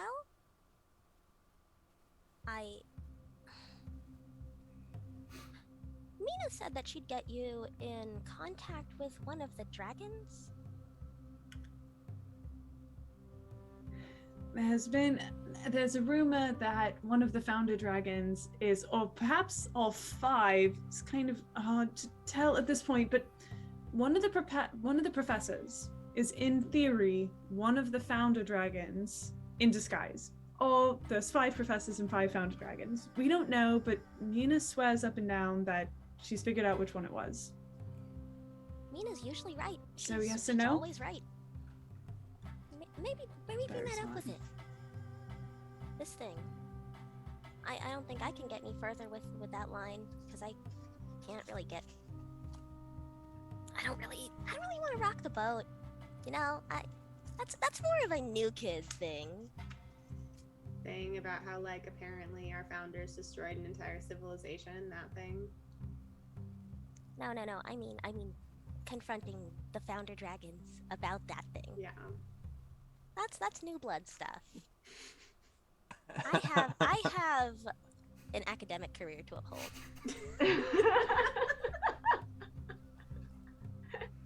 Were there any other, like, exits in this room, or was it just, like, the room? There aren't, but there's plenty of the room you haven't quite explored yet. Okay. Nooks and crannies and crevices, and you will see like treasure glittering from those areas as well.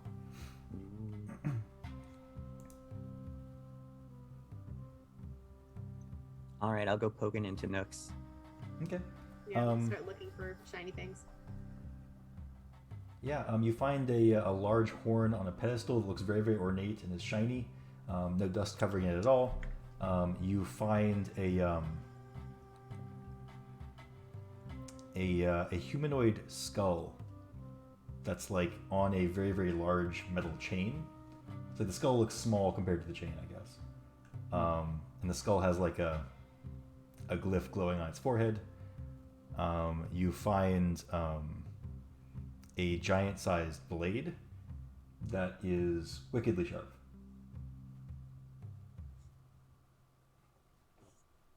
And obviously, like, piles of gemstones and gold coins. This place is full of stuff. The coins are each, maybe 3 inches in diameter and very, very thick and heavy. Hey, Vega, big sword. I know, I was giving it eyes earlier, but how big is this sword? It's huge. It's like at least 10 feet long. I don't think I can wield this thing as much as I want to. I want to try something. So I found a horn. Can I pick it up? Is it huge? So huge I can't carry it's big. It probably weighs like 50 pounds. Ooh. Okay. But you can pick it up. Okay. So I'm gonna pick it up. I'm gonna go back out to the other room. As you pick it up. Oh. And begin to leave the room with it. You all hear the cracking of stone. Little chunks begin to fall from the ceiling, and the ground shakes a little bit as you see that the tall armored giant statue launches itself off of its pedestal and begins to charge towards Fergal, bearing down with that massive blade. Ooh! Okay. A huge bellow blasts your eardrums, and we should all roll initiative. This is what I have you all around for. How They're happy is angering the Elsa? Guardians? What did you do? Whoops. Come and get me. Don't mind that. Those are illusions. I thought I was gonna solve the puzzle. Maybe it's not a puzzle. Sometimes it just kind of comes to this. It's not really your fault.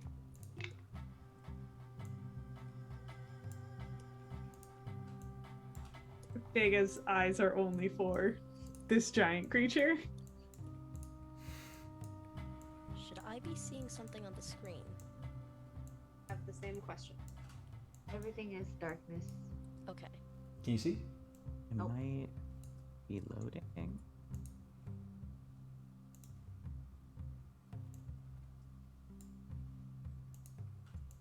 Oh yeah. It's just black. It's just black. Yep. How upsetting. Let me see if I can fix that. I have a light source, I said. Die in darkness. Ah. Oh, just maybe refresh. Nice. Oh, there it goes. Ooh. Roll20's been a bit slow today. Yeah. I turned dynamic lighting on, then back off. Did that fix it for anybody? Yeah, it did. Yep, Great, awesome, fantastic. that sounds right. The site is perfect and works amazingly well every time. It's true. Hashtag not sponsored.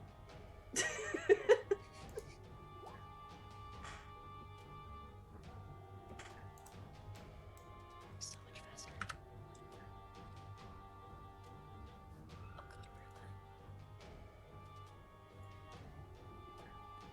Oh god, where am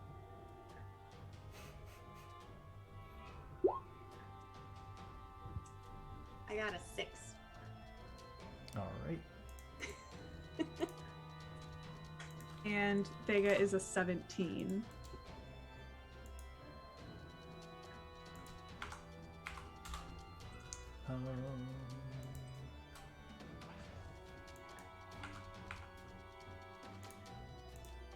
And what is Siri's new hit point, current and maximum? Oh, balls. 21. Right, got it. Cool. All right, we are ready to begin as this giant monstrosity charges forward. Samia, you are first to react. Can I quick try an Arcana check, see if this thing has sight? You certainly can, yeah. It does have stone eyes that glow. Yeah, go ahead and roll that Arcana check. Why not? Oh, you did. 17. There it is. It does seem to be looking at Fergal. Its head is oriented at him. You're not sure if there's any magical basis for that, but that's what you're seeing. And then she will try dropping a darkness onto a 15-foot radius diameter? 15-foot radius sphere, so it'll be centered back here. All right.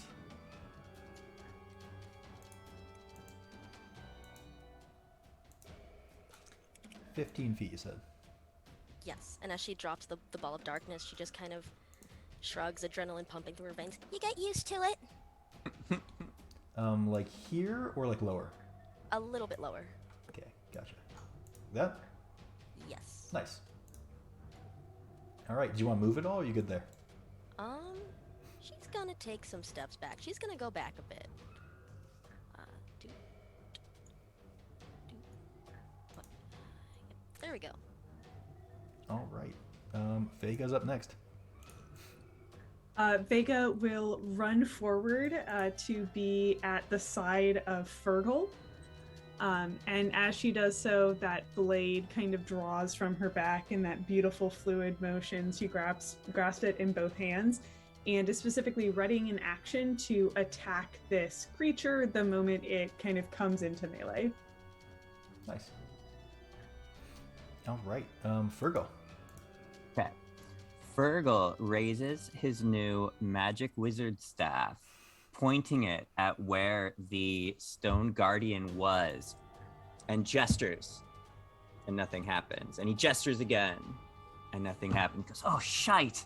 And he casts a spell. It's his second level spell he had from before. And he disappears. I'm casting invisibility. And then he's gonna move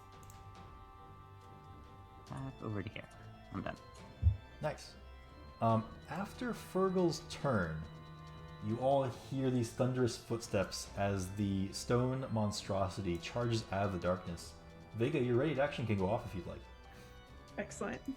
So we are going to attack with the longsword. That is a 24 to hit That hits. for 8 points of damage. All right, yeah, you carve into the stony exterior of this thing. You see a small mark appear. It looks pretty tough. And it is going to bring down a massive fist. You notice that it has dropped the sword on its way over here. It brings down a massive fist to try to crush you. A 14 probably won't do it, though. Not quite. All right, easily sidestepping that massive blow, and it is Stella's turn. Stella will apply her starlight and shoot a guiding bolt at it. Nice. 19 to hit. That also hits. The creature rocks back. You will now see it glowing, limbed in light. Yep. Yeah. And we'll back up. All right. After Stella's turn, the creature will bring its other hand to bear, slamming down towards Vega there.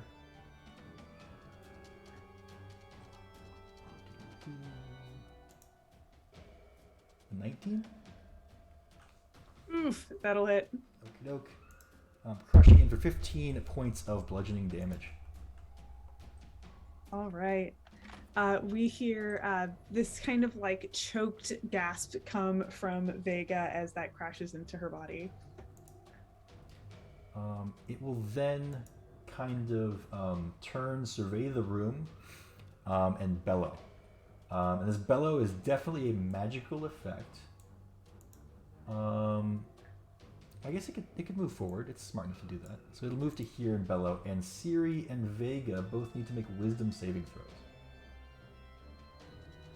Is this a frighten effect by any chance? It's not fear, although frightening could happen separately. Wisdom 17. Wisdom save. Nice. Ooh, dirty 20. Awesome. Yeah, you briefly feel this magic kind of pulling at you, trying to slow your body and motions. But you are both able to resist it, and not worse for the wear. After that, it is Siri's turn. Okay. I see that Vega's not looking great at the moment. I'm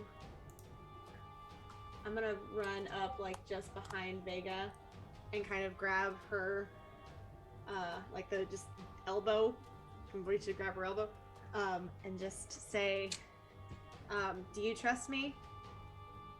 I do, actually. Okay. And I'm going to pull out my holy symbol, and I'm going to pull what looks like a wasp out of my bag, and I'm going to poke Vega with it.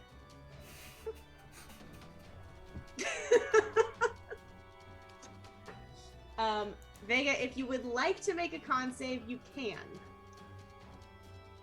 I'm trusting you. Okay. Doesn't hurt nearly as bad as what just happened, so let's do this. So here's the deal. You are poisoned, but you get 2d6 hit points regained at the start of each of your turns. All right. Thanks to my restorative venom. Ooh. And if you decide that you don't want to be poisoned anymore, you can make a save at the end of every turn, but then you also lose the healing. Cool, I like that. And then as a bonus action, I will also just throw... Did we not have... Apparently I didn't prepare that spell. Cool! That's my turn. All right. After your turn, the Guardian will kind of rattle and rumble and then launch 2 successive punches at Vega. On the first, Vega will kind of reach a hand out, kind of like feeling the sting in their side, and will cast silvery barbs to give the automaton disadvantage, at least, on its first attack. And what we see is kind of this, now that it's stepped out of this darkness, we see this kind of like flash of warm purple and orange light in front of its eyes to distract it. Nice. So disadvantage on this attack. It does get an 18 even with disadvantage. Whew, that's a hit. Okay. Oh, that one sends you plummeting into the ground. Not dead yet, certainly. Oh, Vega goes down, Right. though. 26. Mm-hmm. So Vega kind of takes that, it makes a shrieking sound that it's uncanny coming from her, and crumples. All right. And it does make another attack, which is pretty rude, perhaps. That's the action it shows. 16, does that hit Vega? It does. Okay, so you guys hear another crunch, and Vega has been pummeled on the ground, which is real bad. That's there's- 2 depth saving throws, right? It is. There's like a lot of blood all over the place. It's not a Does- great place to be. Can you still be poisoned if you're unconscious? Oh yeah. Okay, good. Okay, good. Nice. Awesome. Ooh, I That's love Siri. that. All right, Sammy's next. All right. Well, shit. And she's gonna start blasting. I think your first one has advantage from the guiding bolt, right? I don't think anybody's hit since then. Yeah. Oh yeah. All right. A 16 and a 24 to hit for both beams. Those both hit? Yeah. All right, that is going to be 10 total force damage. All right. You do notice like chunks of rock kind of flying out as your bolts strike it. It looks maybe wounded. She also drops the concentration on the darkness. Okay. Sounds good. After that is Vega's turn, and you will regain I'm those hit gonna- points at the start of your turn. So at the beginning of the turn, because she's still poisoned from Siri, rolls 2d6. Yep. Will gain 4 hit points back. So kind of blinks into consciousness and will just... She was practically born with a sword in her hand. Not any sword, but this sword. And as she kind of comes into consciousness, her grip once again refirms around that blade. So she'll use half of her movement to stand, and then will just immediately, as if something else is piloting her body, go to attack this creature that's in front of her. So this is at disadvantage because of the poisoning. Come on. Okay. 18 to hit. That does hit. And Vega's gonna smite. All right. So that'll be 2d8. So as this kind of like, we see that like kind of like poisoning kind of bubble up inside of Vega, and then that gets replaced with once again this warm, glowing light that just kind of emanates from her body and then goes into this construct from where she strikes it. And this will do a total of 16 points of damage. Nice. Do you need that broken up by regular and radiant? No, because it's a Great. magical weapon, so it all carves Great. in the same. You can now see chunks of rock kind of begin to fall off the thing. Cracks begin to spread through its body. It is mechanically bloodied, or at less than half health. It's looking pretty rough now. Anything else for Vega? No. Vega just kind of looks at Syria, like makes once again, like tries to say something but chokes instead, and then just nods. Nice. Siri, as you turn to look at Siri, you get this look of like relief on her face. Like she really was not entirely sure that was gonna work. After Vega's turn, I mean, it does react. When you hit it and explodes in light, it flinches and bellows and turns towards Vega and will again strike down at Vega. Who is just winning all of the attentions here, unfortunately. A 26 will hit Ooh. Ooh, yep. for 18 points.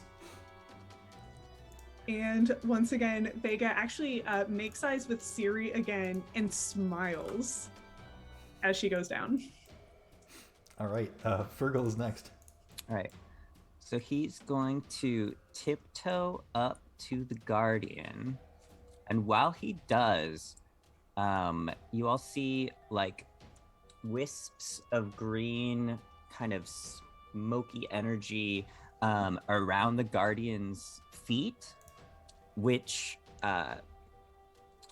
solidify into all these little creatures. Some are like centipedes, some are like little lizard things.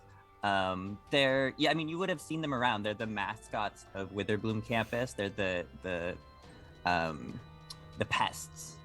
They're all like pointy and bitey. And then while he's invisible, he will cast Inflict Wounds and attack with advantage.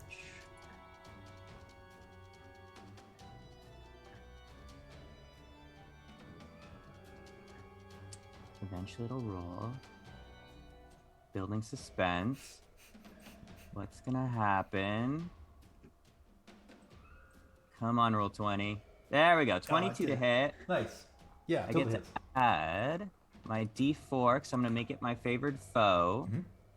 And I get to add a d6 because my little critters are biting him. Oh, nice.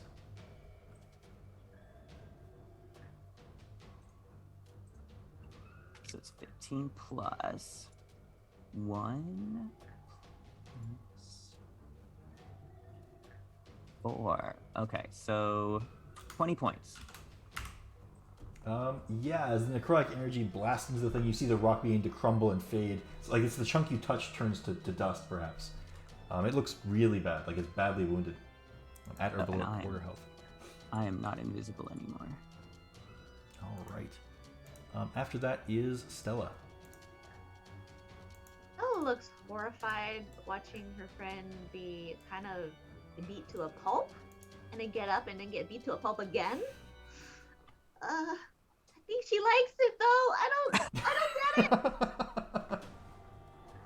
get it. She was gonna have a beam of light erupt down from the ceiling, even though there's like no hole in the ceiling, and a moonbeam focuses its lasers on this bad statue.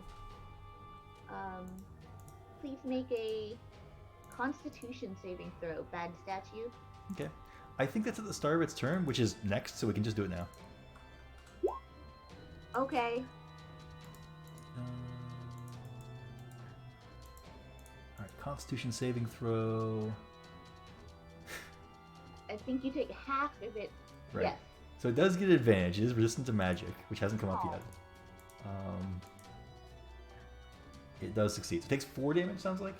Yes, 4 radiant damage, and then as Stella sees that it does not work as well as she had hoped, she just kind of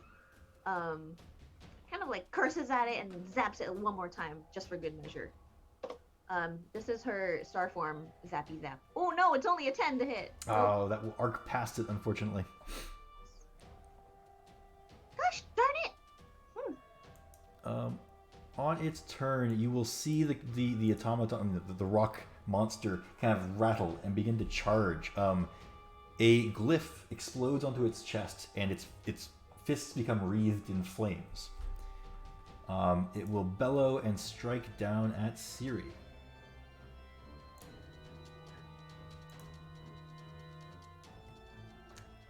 It's a 19 to hit. For 23 points of bludgeoning and fire damage. Siri goes from full health to unconscious. Right? Creature bellows, swings under, slamming Ciri out of the way. Begins to charge, I guess, out of the moonbeam and towards Fergal. As its whole body begins to, like, burn with fire. It is Ciri's turn.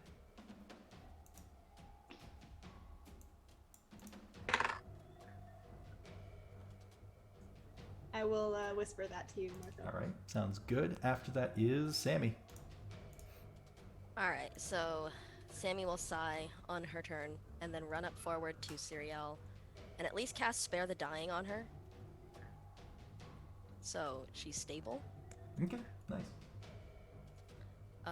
Then for her bonus, does she have a bonus action that she could use?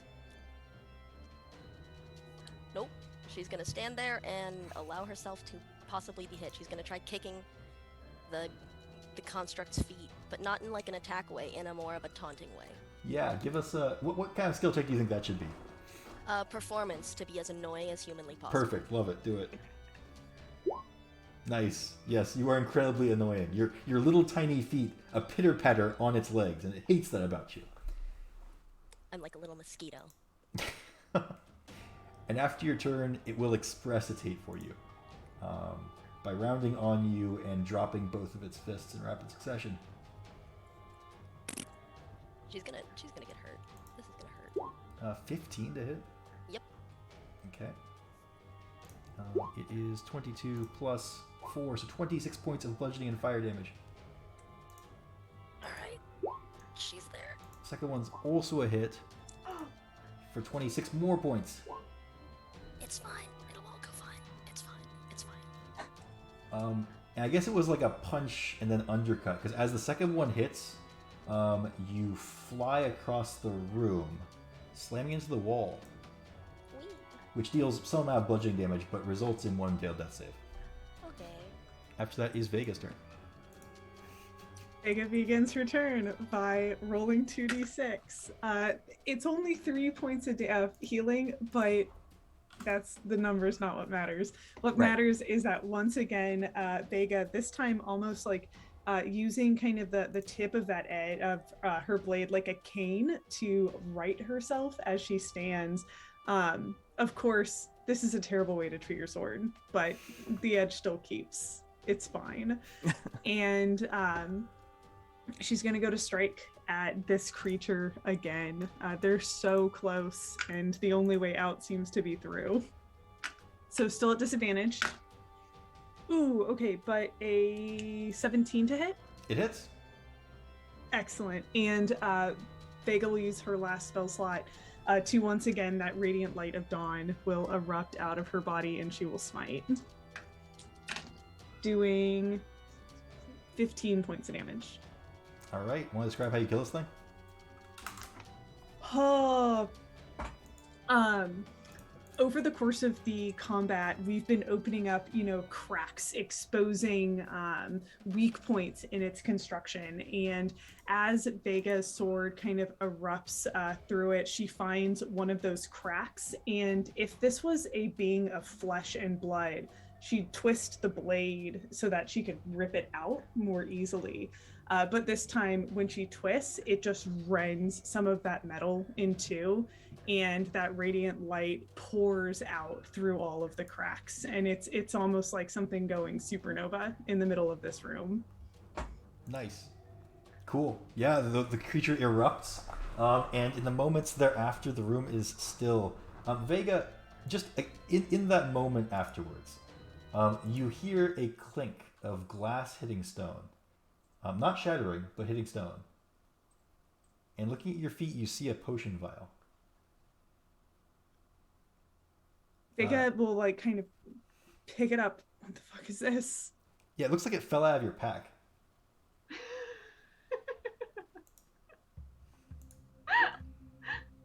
She's like holds it and kind of is in the process of kind of toying with the cork, but she's also running over to Samia to deal with that situation. So the potion is kind of secondary to Vega's thoughts. The first thing is she's running over to Sammy. Right.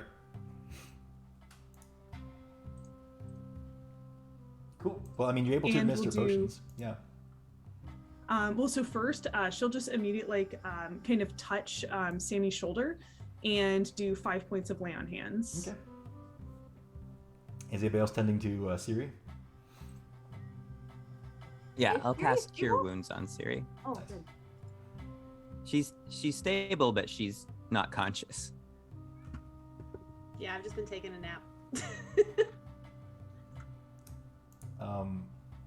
So It'll Vega, roll eventually. Your pack has some stuff falling out of it. You see like a broken wooden box with a couple more potions in it, and a couple of pieces of parchment that like was on top of it, but is now like half out of your pack. What is going on with this? And so like Vega actually will like shrug, like after Sammy has been like given some healing, it's only then that Vega will just like shrug off their entire pack. And then her eyes flick over to Siri, and now that she's conscious, then Vega will look at this bubbling pile of crap. All right, I'm going to put this in your journal first. You can share it if you want to. This is what the parchment says.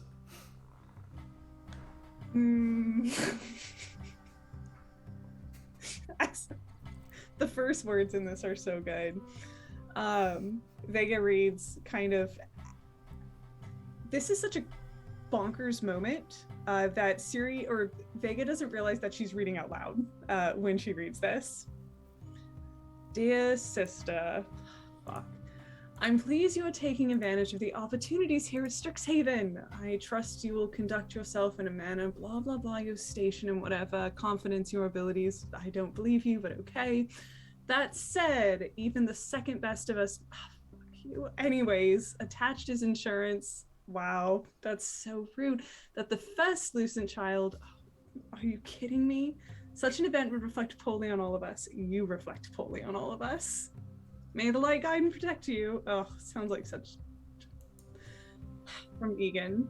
And Vega crumples it up in her hands and tosses it over her shoulder. I brought some potions that might be helpful. And Sammy, like, cracks her eyes open, and then she just stretches, and she says, That didn't go that badly, to be quite honest. And No one Syria. lost limbs. He sits up and just kind of goes, oh, well, that worked out. Oh, Vega, come here. And you see her, like, pull the little, like, teeny tiny dagger that she carries around. And kind of, like, puts her hand out, like, looking, like, asking for your hand. Sure. And she'll kind of, like, oh, is this okay? Can I do something? I can fix the thing. I mean, the thing you did earlier was incredible. In fact, I still feel pretty good. I feel great, cool. actually. Okay, so I'll take the Little dagger and just kind of like nick her hand with it. Which your skin starts kind of tingling in that area. You take. Can I like intentionally make it a point of damage, or do I have to roll for the full? Sure. Okay, you take 1 point of damage and you make a con save, please. Con save. 15. Cool, you are no longer poisoned. That is incredible. I also have ways of getting rid of poison, but it's not I anything know, like I just, what you do. I've been really wanting to test that out, so. No, it's incredible. It works Great, perfectly good. well. Excellent. Thank you. And here, anyone, if you need, please help yourself. And Vega will offer potions of greater healing to anyone who wants them. She has 3 on her person currently. I will take one. Sammy, appreciate it. So 1 to Sammy, 1 to Siri, and I can roll it out, but because the venom lasts for a minute, that's 12 rounds of 2d6. Unless it had a con save attached to it. Only if you want there to be. Like, Or you for can't- Siri, like Oh, to drop the spell. no, it's not concentration, it just happens because you're just poisoned. So I could roll it out, but Vega's probably at full health. Yeah. Sure. What is greater? Is it 44 plus 4? 44. Plus 4. I have a theory about why that Auric fella's chest bones were broken and smashed in like that. Oh, don't. Oh wow, what's your theory, Fergal? I think this creature punched it in the chest. And at that, you actually hear a very loud crack and snap come from Vega's torso as the last bit of the healing venom does its jazz, and like her bones knit together inside of her body. Like that, but the opposite to that. I think I wasn't so lucky. That's pretty astute. I would never have thought of that. Are you guys okay? Like, emotionally? Never better. I mean, personally, this is the least bad of the ones that have happened. Oh, 3 of us almost died. Yeah. How many people have you gotten killed? None. Most of the harm was to myself, and that is why I am now instructed to use parties. Ah. She like knocks on her arm.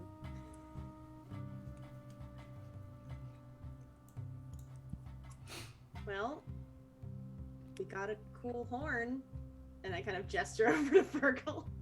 Oh, we're not done yet. We need to keep going. Are there any more giant statues that look like this one in this room? There are not. There are a bunch of statues that are broken Okay. and cracked. This is the only one that was intact. Right.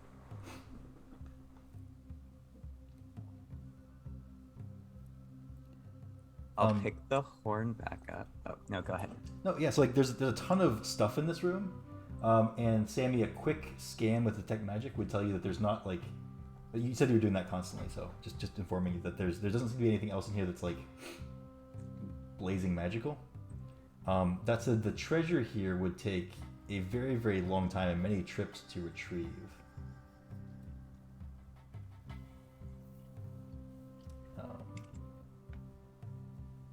Yeah, I don't know. You explored all the other side passages. It seems to be like the depths of the pyramid. You've kind of gone to the bottom of it and found a dead end.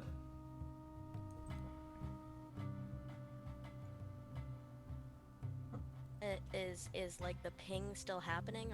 Is our secret in another pyramid? We'll say the ping did like a cha-ching and stopped. All right, lit. And she says, "Maybe not. Maybe we don't go further in." Wait, if that was the end, oh, this was totally not bad. You guys, it's fine.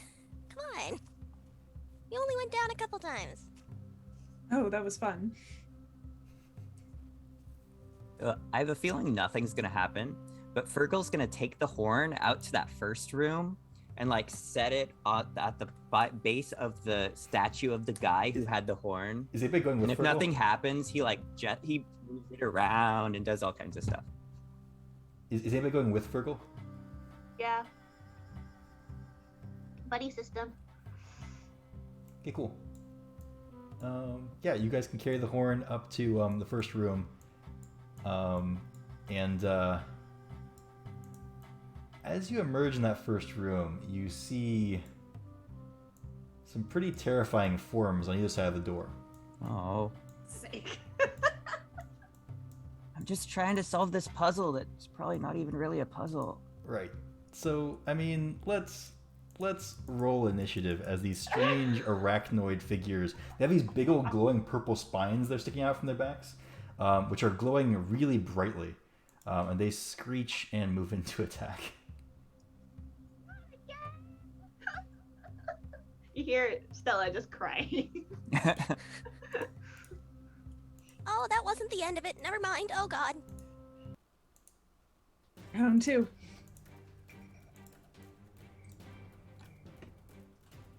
Oh, and I can show a full handout of these things. They are horrifying looking. Ooh, those are the auric things, right? Yeah, they match any descriptions you guys might remember. Oh, the fuck. mage hunters. Yeah. Seems bad.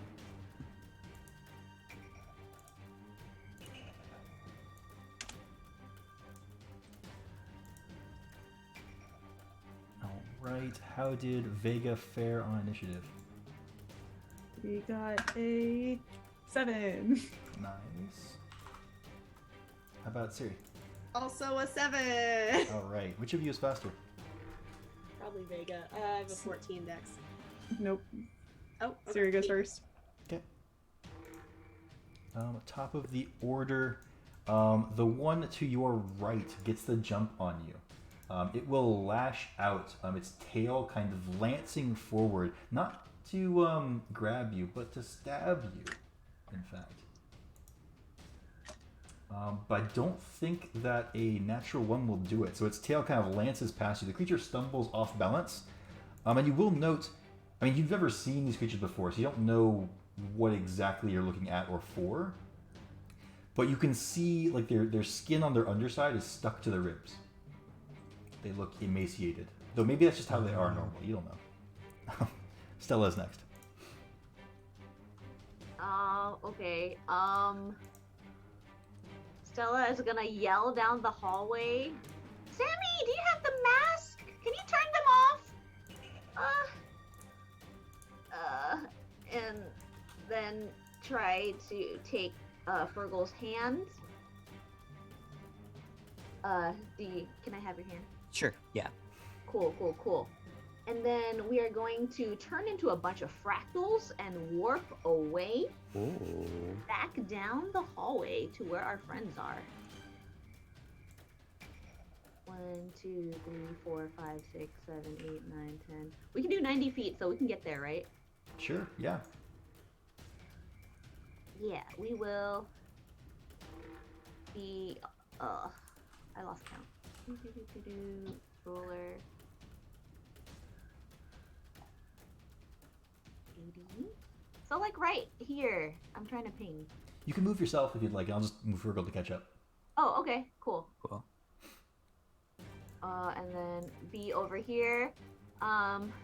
Big bugs incoming. And All right. that is my turn. Virgo's next. Okay.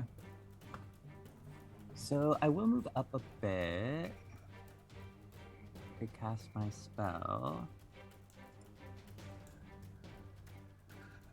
So we're 90 feet away now. So this is moving slow, but I'm gonna move up 90 feet and then I'm going to cast a spell. I believe it's a 20-foot cube. Yeah, perfect. So I can cast this on both of the creatures, so I can get them both in a 20-foot cube. I'm going to need dex saves from them as black light shines on them, and any part of them that is lighter colors just glows intensely, makes them easy to hit. And I have to move up.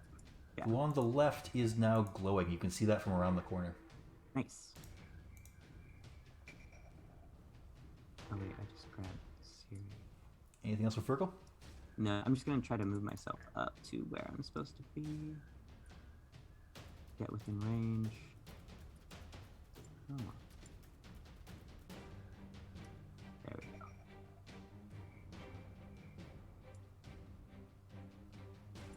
But yeah, then I'm... Oh, actually, as a bonus action, I will cast Shillelagh too, so why not? Cool. Oh, you actually weirdly can't do that, right? 2 attack, 2 spells, yeah. Because the bonus action rule goes the other way. Oh, that's true. That's true. Okay, yeah. So I don't do that this round. Oh, good. I mean, not that it matters. Yeah. Okay, after that is Sammy. She'll put on the mask, see what happens. All right. The mask kind of sucks onto your face. As you're about to like make contact with it, it like kind of jumps forward a little bit to make contact with you.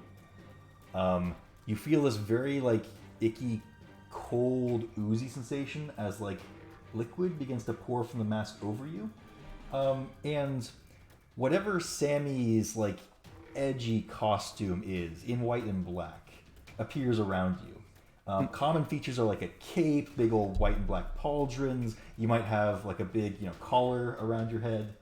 Whatever Sammy's edgy costume is, you want to describe that real quick? Do you have an idea for it? Sure. It would very clearly highlight the metal arm, and the collar would be standing up to like above her head. The metal pauldrons are going to be like They're a delicate leaf, but also viciously sharp. Okay, nice. Cool. Go ahead and take inspiration, and then make a wisdom save. All right, this is fine. Everything is fine. This is fine. Inspiration and wisdom save. Is it frightened? It's not frightened, although it could be. Like, the answer to all these questions is yes. Well, no, but yes. Anything here could be frightening. Right. Okay, so that's a 13. Okay. You are overwhelmed by a terrible pain in your head. Something or someone is trying to get in.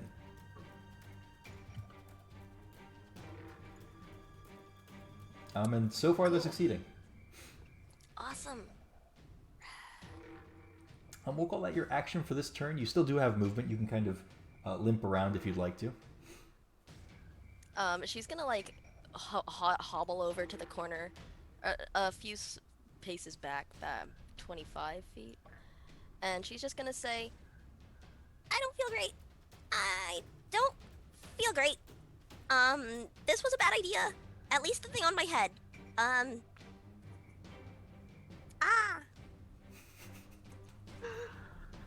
That's her turn. All right. The mage hunter who is glowing is going to run forward 10, 20, 30, 40 feet. It can get to there with movement. It is skittering along the wall about 5 feet off the ground. It's not quite close enough to Fergal to stab him, though you can see that tail is pretty long. I guess it will kind of dash and loop over and around Fergal, coming down off of the wall to stand behind him, menacing him. Oh no. That's its turn. Vega's next. Vega shouts out, or Vega starts moving forwards to put herself as close to Fergal as she can, but will shout it to the group. Do we fight or flee? That's the only exit! All right then. And Vega will use the dash action to close the gap so that she's right up against the creature. Is it, because this thing is large and floating off the ground, is it actually possible for her to get shoulder to shoulder with Fergal? So it was on the wall and then it came down off the wall behind Fergal. So it's now like actually on the ground behind him. Okay, so there's no way for her to kind of try to move through its squares to be on the other side. Unfortunately not. All right, that's it then. Yeah, with it being a large creature, normally I allow folks to try and make like an acrobatics check, try to flip over something if it's medium, but I think it's kind of too big for that. Yeah, that's it then. Okay, Siri's next.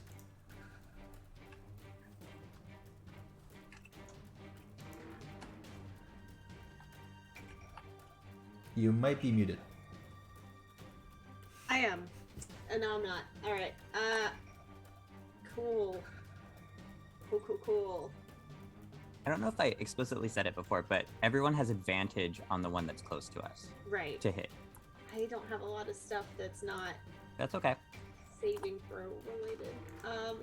Okay. Oh! Do these things look undead-ish or just like starving? Here. Oh, I see what your question is. They I saw the ribs and the skin and the whatever, but do they look undead? They look starving. I wouldn't characterize them as undead. They make a lot of noise. They move very naturally and quickly and fluidly. They seem like they are living creatures. Okay, cool.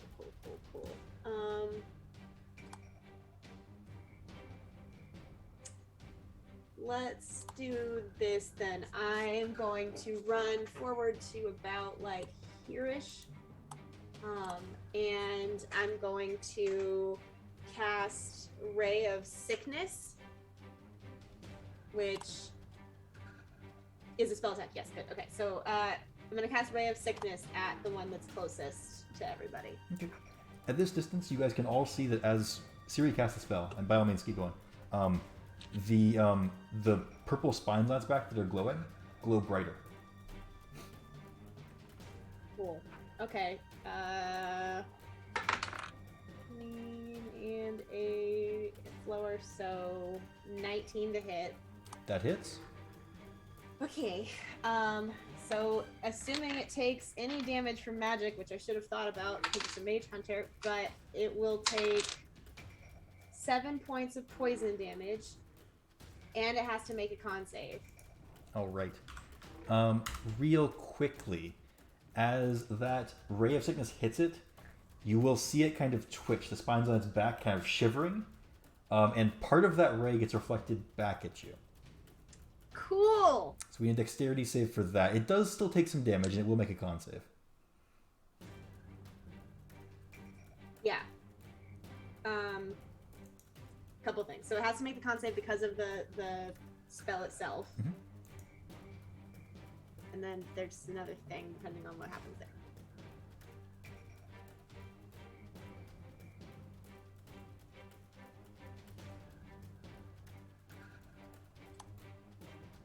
Oh, it fails its Constitution saving throw Oh, it failed it? with a 12. Yeah.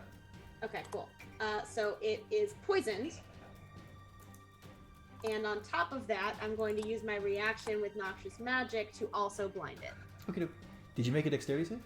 I'm making it right now. My other question is, I have advantage against poison, so would this be an advantage because it's poison damage that's coming back at me? No. Okay. But anyway. 6. Okay. So you're hit by the reflection of your beam. If you have resistance to it, you are resistant. It would deal 4 points of poison damage. I am also resistant to it, yeah. So that'd be where that plays in. Okay. So it didn't take any of the poison damage, though. It did. It does seem to be a little bit struck. It also is poisoned Yeah, and blind. and blind. Yes. All right. Nice. Anything else for Siri?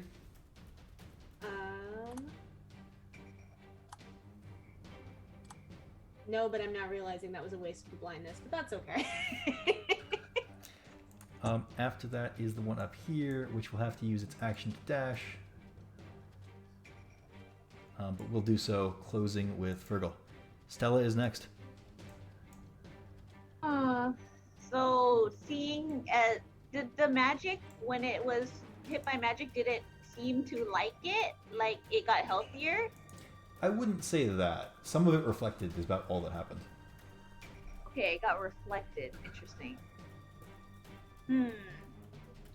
Stella's feeling a little weary about it, so she is going to, I think, with a sigh, for the first time, not become stars, and a bunch of like black and white fur ripple across her normally like beautiful white feathers, and she sinks down on all fours to become a giant badger instead. It's gonna rush up here and bare its fangs at them, but I can't attack yet. I think that's an action. Right. Yeah, if you're not Circle of the Moon, that's an action. Yep. So, growling menacingly. All right, we have here a giant badger, which will now be you. We'll put Stella off to the side for now. She's in darkness. Oh, normally I'm so much more beautiful. After that is Fergal's turn. Okay, great. So now I'll cast Shillelagh as a bonus action. Then I will attack. Here we go. Stupid staff. Why can't you cast spells like a real staff? Oh, I didn't do advantage. Let's see what I get.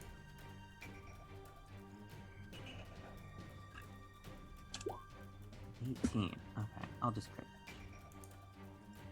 Just in case. But that is pretty good.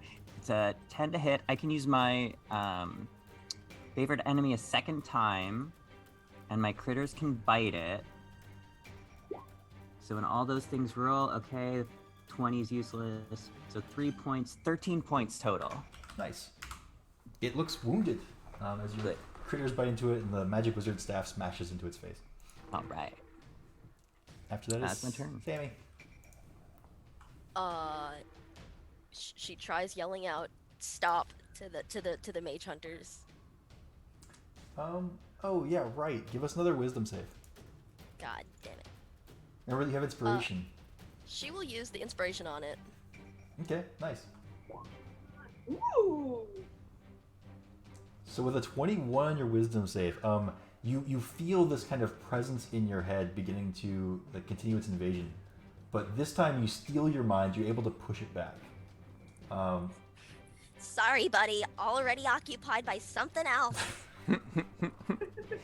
And reaching out now, you do actually feel the mage hunters.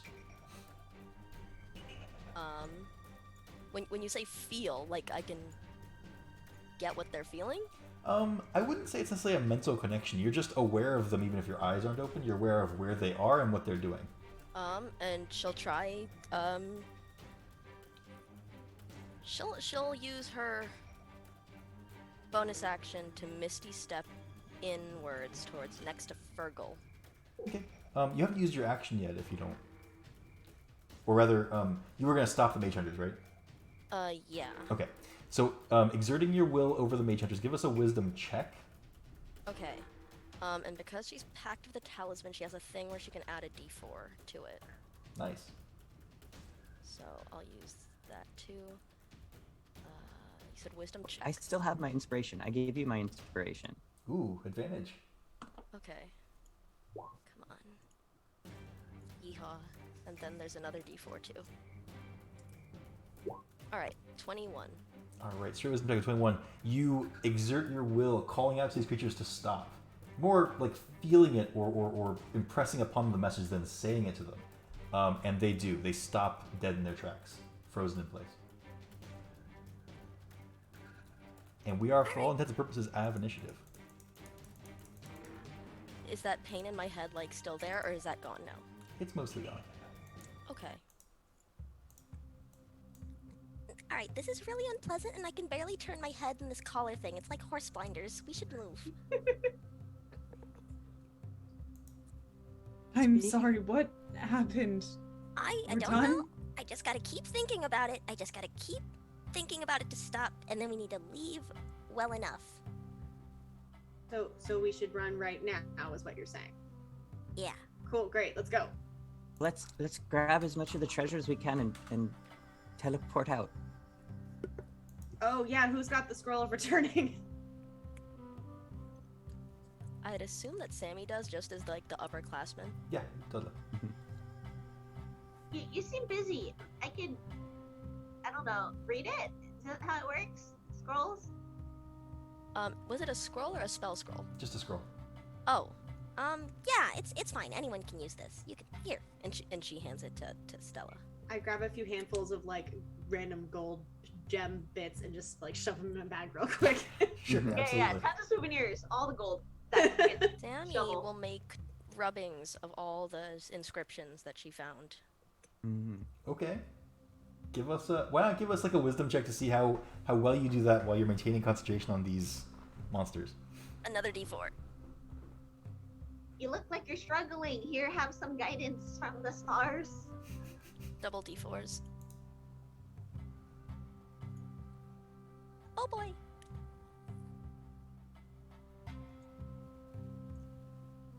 Ten. Alright, so you do get some rubbings. They're pretty weak rubbings with a fair number of missing spots, but you did it while maintaining concentration on the friends. Okay. And yeah, Stella, you can find the scroll. It's a little bit hard. You have to like go under the edge cloak, and into Sammy's actual bags under there. But you can find the scroll pretty easily. Vega will go take a look at that skull that had the glyph carved on it. Mm-hmm. This seems like the kind of thing that should be destroyed. And during this like moment we have, can she take a quick look to see if this is the kind of thing that like she could just smash with her sword and be done with it, or determine if that's an incredibly bad idea? Yeah, we'll give you an Arcana check to make that determination in advance. Great. I'll use a student die. For sure. Seems like a good call. Okay. That is a 13. Okay. The skull looks ominous. Getting near it causes a chill to wash over you. I've seen bigger. I mean, okay, fair.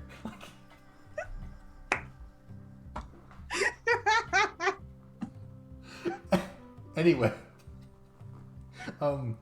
It does seem very magical, and you're not thinking you could break it with any sort of a mundane blow. Even a magical weapon probably couldn't do it. How terrible of an idea does it seem to just put it in her bag? She puts it in her bag. Do it. Great. Do it. Well, okay, so we'll give you that you can break it off of the chain. The chain is not magical; it's just the skull that's magical. So. Oh, a couple hits with the long sword. Sure. It might not look pretty, but. All right. Bring back the giant sword, the giant magic sword that is not as good as Vega's sword. Oh gosh, I wish. Do you think we could make that happen through the teleport? Is that how that works? Can we take it? Just touch it, right? And it all comes with us. I No. really don't know. Grab it. See Okay, what I'm happens. touching it. The scroll says worn or carried. If we all try and carry it, it is carried. We all just like have a hand on it. Yeah. I mean, if everyone wants to try to lift this this sword, let's do a group athletics check. See if you can lift this 12-foot long sword. Yes. Not in Vega is lifting out of her mind on this thing. 4 to add. 18. Wow. Well, 14, not bad. 12. Was Vegas? 21. Wait, Nice. that was 21. something. All right. So you guys all like strain, all of you pulling together at the sword. It doesn't really budge. It probably weighs like 1,000 pounds or more. Oh man. All right, we gotta go. We gotta go. We gotta go. Okay. That was good effort. I'll take the horn though, just in Right. case. Yeah. I don't know. I'll start reading aloud the scroll of returning. Okay. Yeah, you read it aloud. You see those same fiery scrolls begin to swirl around you, bursting out from the scroll you're holding, and then obscuring the world around you. You feel that same sensation of lurching sideways in time and space, or just space, not time. We're not there yet. And you disappear from the undercroft of the pyramid and appear back in Strixhaven. Are we in general like Strixhaven campus, or did we arrive in Plarg's office? You're in Blarg's office, and you've arrived in a fiery explosion. You can see like there's some books that are like literally on fire. Many of the scrolls that were in like a semblance of piles on the desk are now on the floor as well. Plarg is nowhere to be seen, but this place is a even worse mess than it was last time you were here. Quick, take it off, take it off. Don't let anyone see you with that mask on. And she'll try and rip it off. It takes a lot of effort. You probably have to have someone help you to get it off. Sure, I'll help. And she like points at Vega. I'll Even grab if it one hurts, side. it'll be fine. So this is gonna hurt. It's fine. With kind of a gross like sucking sound, it slowly and then finally kind of pulls off of your face. As it does, the edgy costume you had going on with the popped collar, the massive cape, the huge leafy sharp pauldrons kind of vanishes, melting away. There goes 80s glam rock Samia. But she looks far more comfortable now because she doesn't have to stand like this. That was an experience. Pretty obviously on the floor, it looks like it was on the desk until very recently, is a note from Plarg. It's very, very messy handwriting, but it's clearly Plarg because it's red, which is the same color as all his clothes and all this stuff, and also it's like very, very messy and says Plarg at the bottom. Anyway, the point is, it says, welcome back. Hopefully you're reading this and fully intact. If you found anything good, have Osgear make duplicates and leave at least some of it with me. Please. Thank you. All right. Is the scroll of plane shift still on his desk? You'd have to look for it, but probably. Do we want to duplicate like the bad things? Like, should there be more of them in the world? We don't know that they're bad. For Well, sure. those bug things were pretty bad. Well, those are bad. Like the mask is bad. We know Yeah, that's I don't bad. think we should Yeah, duplicate that the thing. mask. The whole philosophy about lore hole, there's the duality of order and chaos. It just seems like there's a lot of chaos there, I think. Maybe it's not bad? she says while like there's still like blood running down her head. I mean, yeah, we don't really know what this horn does. And we don't really know what, like, the skull thing is. Like, they might be fine. I would definitely like to look at this skull thing more before handing it over to anyone. The skull thing? The skull with the glyph on it that Vega shoved in her bag. Oh, okay. No, Samuel I don't know. say? Perhaps the professor can probably be trusted with it. No, I want to keep it. Well, I mean, if we take it to that other guy, we can get it duplicated, and then we'll have one, and we can turn one in. See, I don't know if this is the kind of thing that should be duplicated. That's true. Maybe Figure it out. we take it back to our place and, like, figure out what it all is, and then we decide what we're doing with it.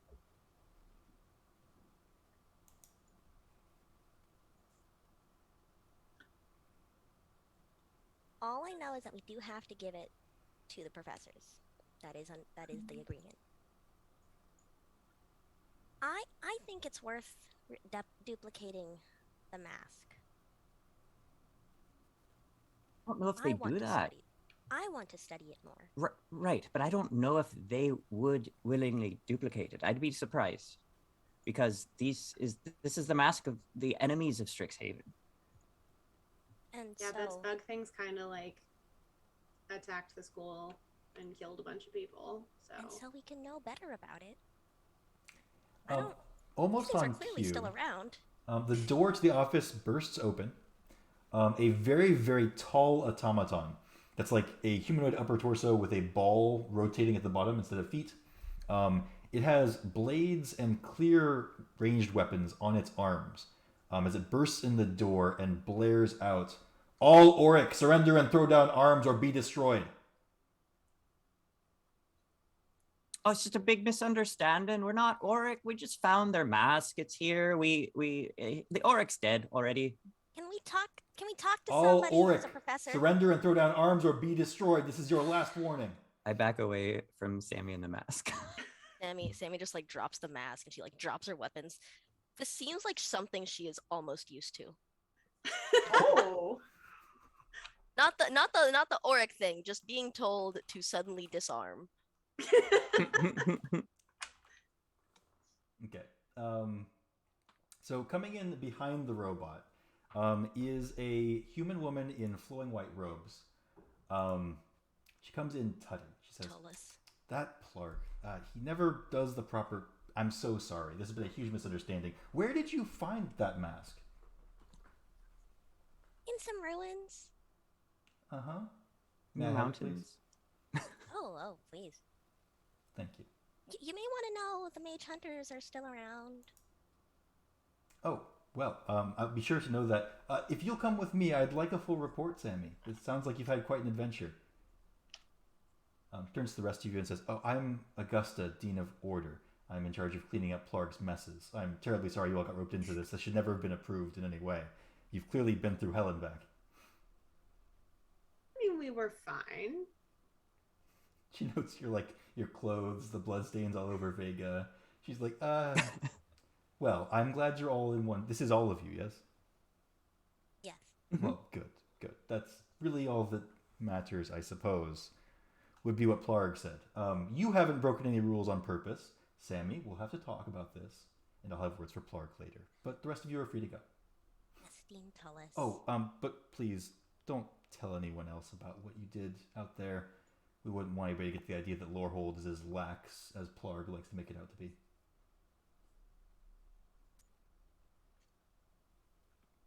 Smiles sweetly and sends you on your way. You know what? Just tell Egan thank you next time you see him. I'm sure it'll be soon. She looks at you quizzically and says, "I'm sorry. Maybe you could deliver your own messages. I am very busy." Oh, that's good to hear. And Vega just kind of smiles like, okay, at least Egan's not rubbing shoulders with this professor.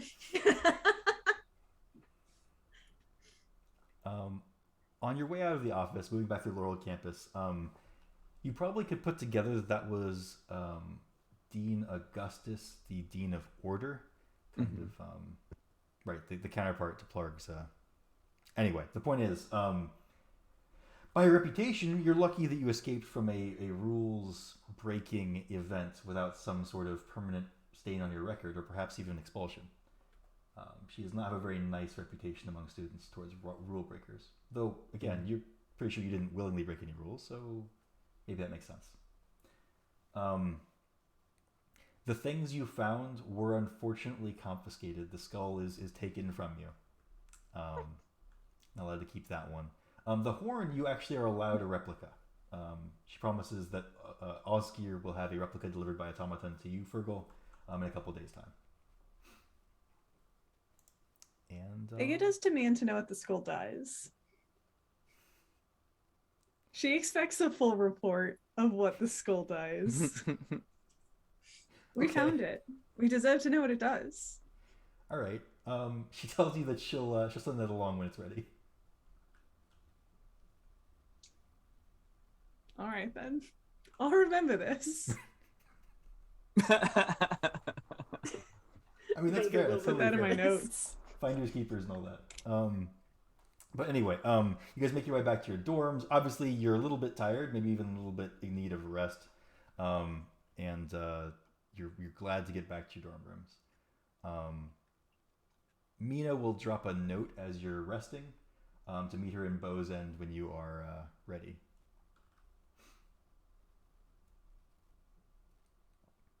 And we have pockets full of diamonds and things to pay for drinks with. We have a lot. How much money did we get? Right, so I guess over the course of the rest, you're able to like count out your gemstones and your gold, compare amounts. Looks like you each made away with about 150 gold worth of stuff. Nice. Sorry, 1,500 gold worth of stuff. I missed a zero. Oh, wow. Which is a fortune. That's like Yeah. a ton of money. Whoa. That's like 10 years of wages for a regular person. It's something like that.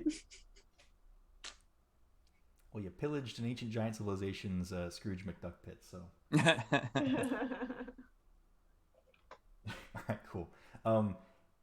After you guys are all rested and good to go, you can meet Mina at the Bow's End. She's apologetic when you arrive. She has a very, very regretful look on her face. She says, "I'm so sorry I got you all wrapped up in that nonsense. I may have glossed over some of the details of the expedition with Plarg, but who could have known there would be auric remains at the site? Anyway, I just wanted to assure you I'm terribly sorry about that. Also, I may have lied to you a little bit." You don't know who the founder dragon is. Well, I mean, I don't know, but I made that rumor up. I was gonna say there. Aha! It was part of an experiment. I wanted to see how quickly I could get a rumor to spread through the whole campus, and the answer is it takes about 1.5 days. But you weren't lying when you said you'd give us that orb. I wasn't lying when I said I would give you the orb. I hope you'll forgive me. And she produces a small, maybe like grapefruit-sized silver sphere with kind of a shimmery surface and says, "Fair's fair. Here's the sphere of aptitude I promised you. I don't know which of you should get it, but I'll leave that up to you all. And if you don't mind, I would ask you not to tell anybody about the rumor. I'm hoping it'll just go away. It was really good for my studies, though. I learned a lot about,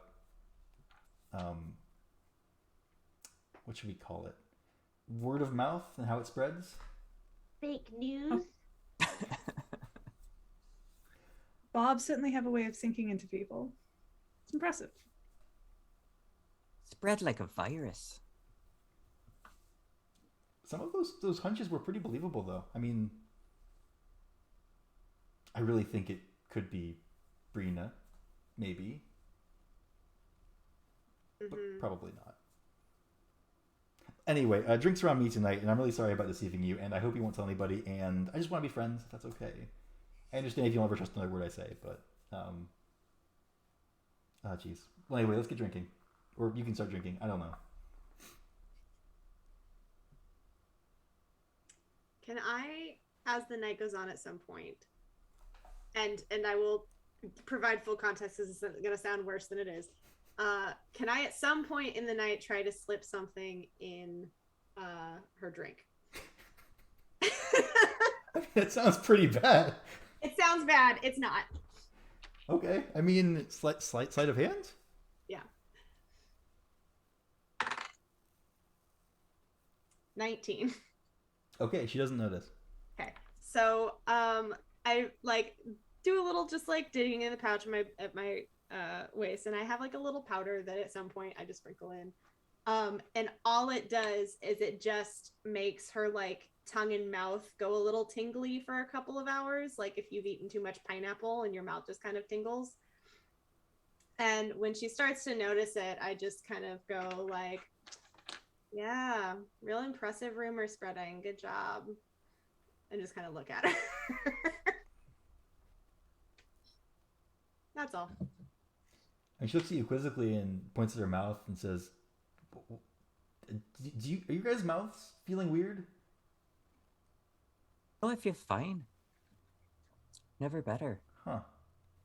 My mom says if you lie too much, your tongue will swell, though.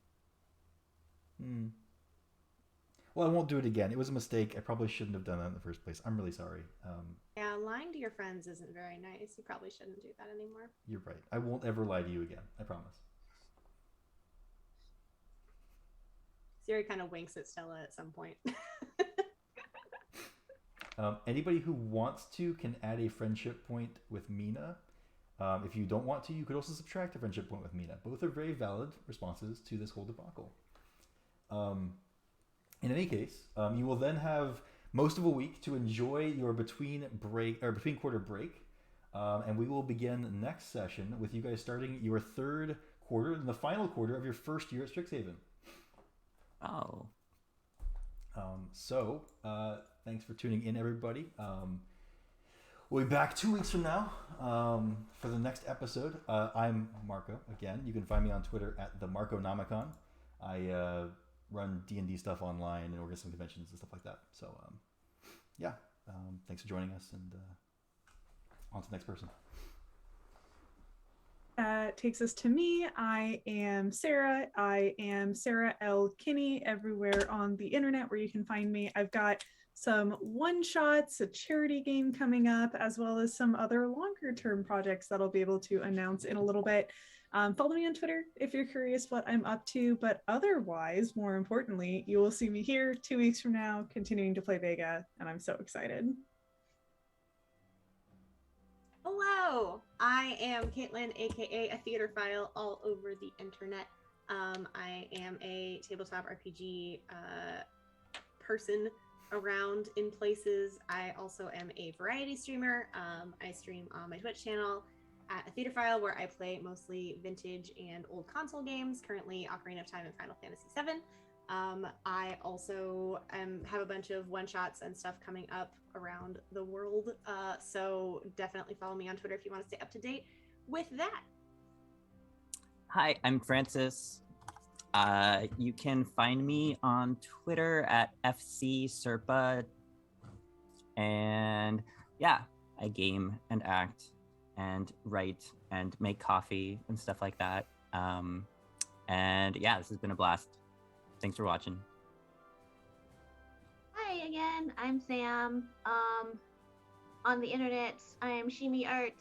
I like to occasionally use Twitter. Draw a lot of D&D art, mostly on Instagram, but eventually I'll use the Twitters more.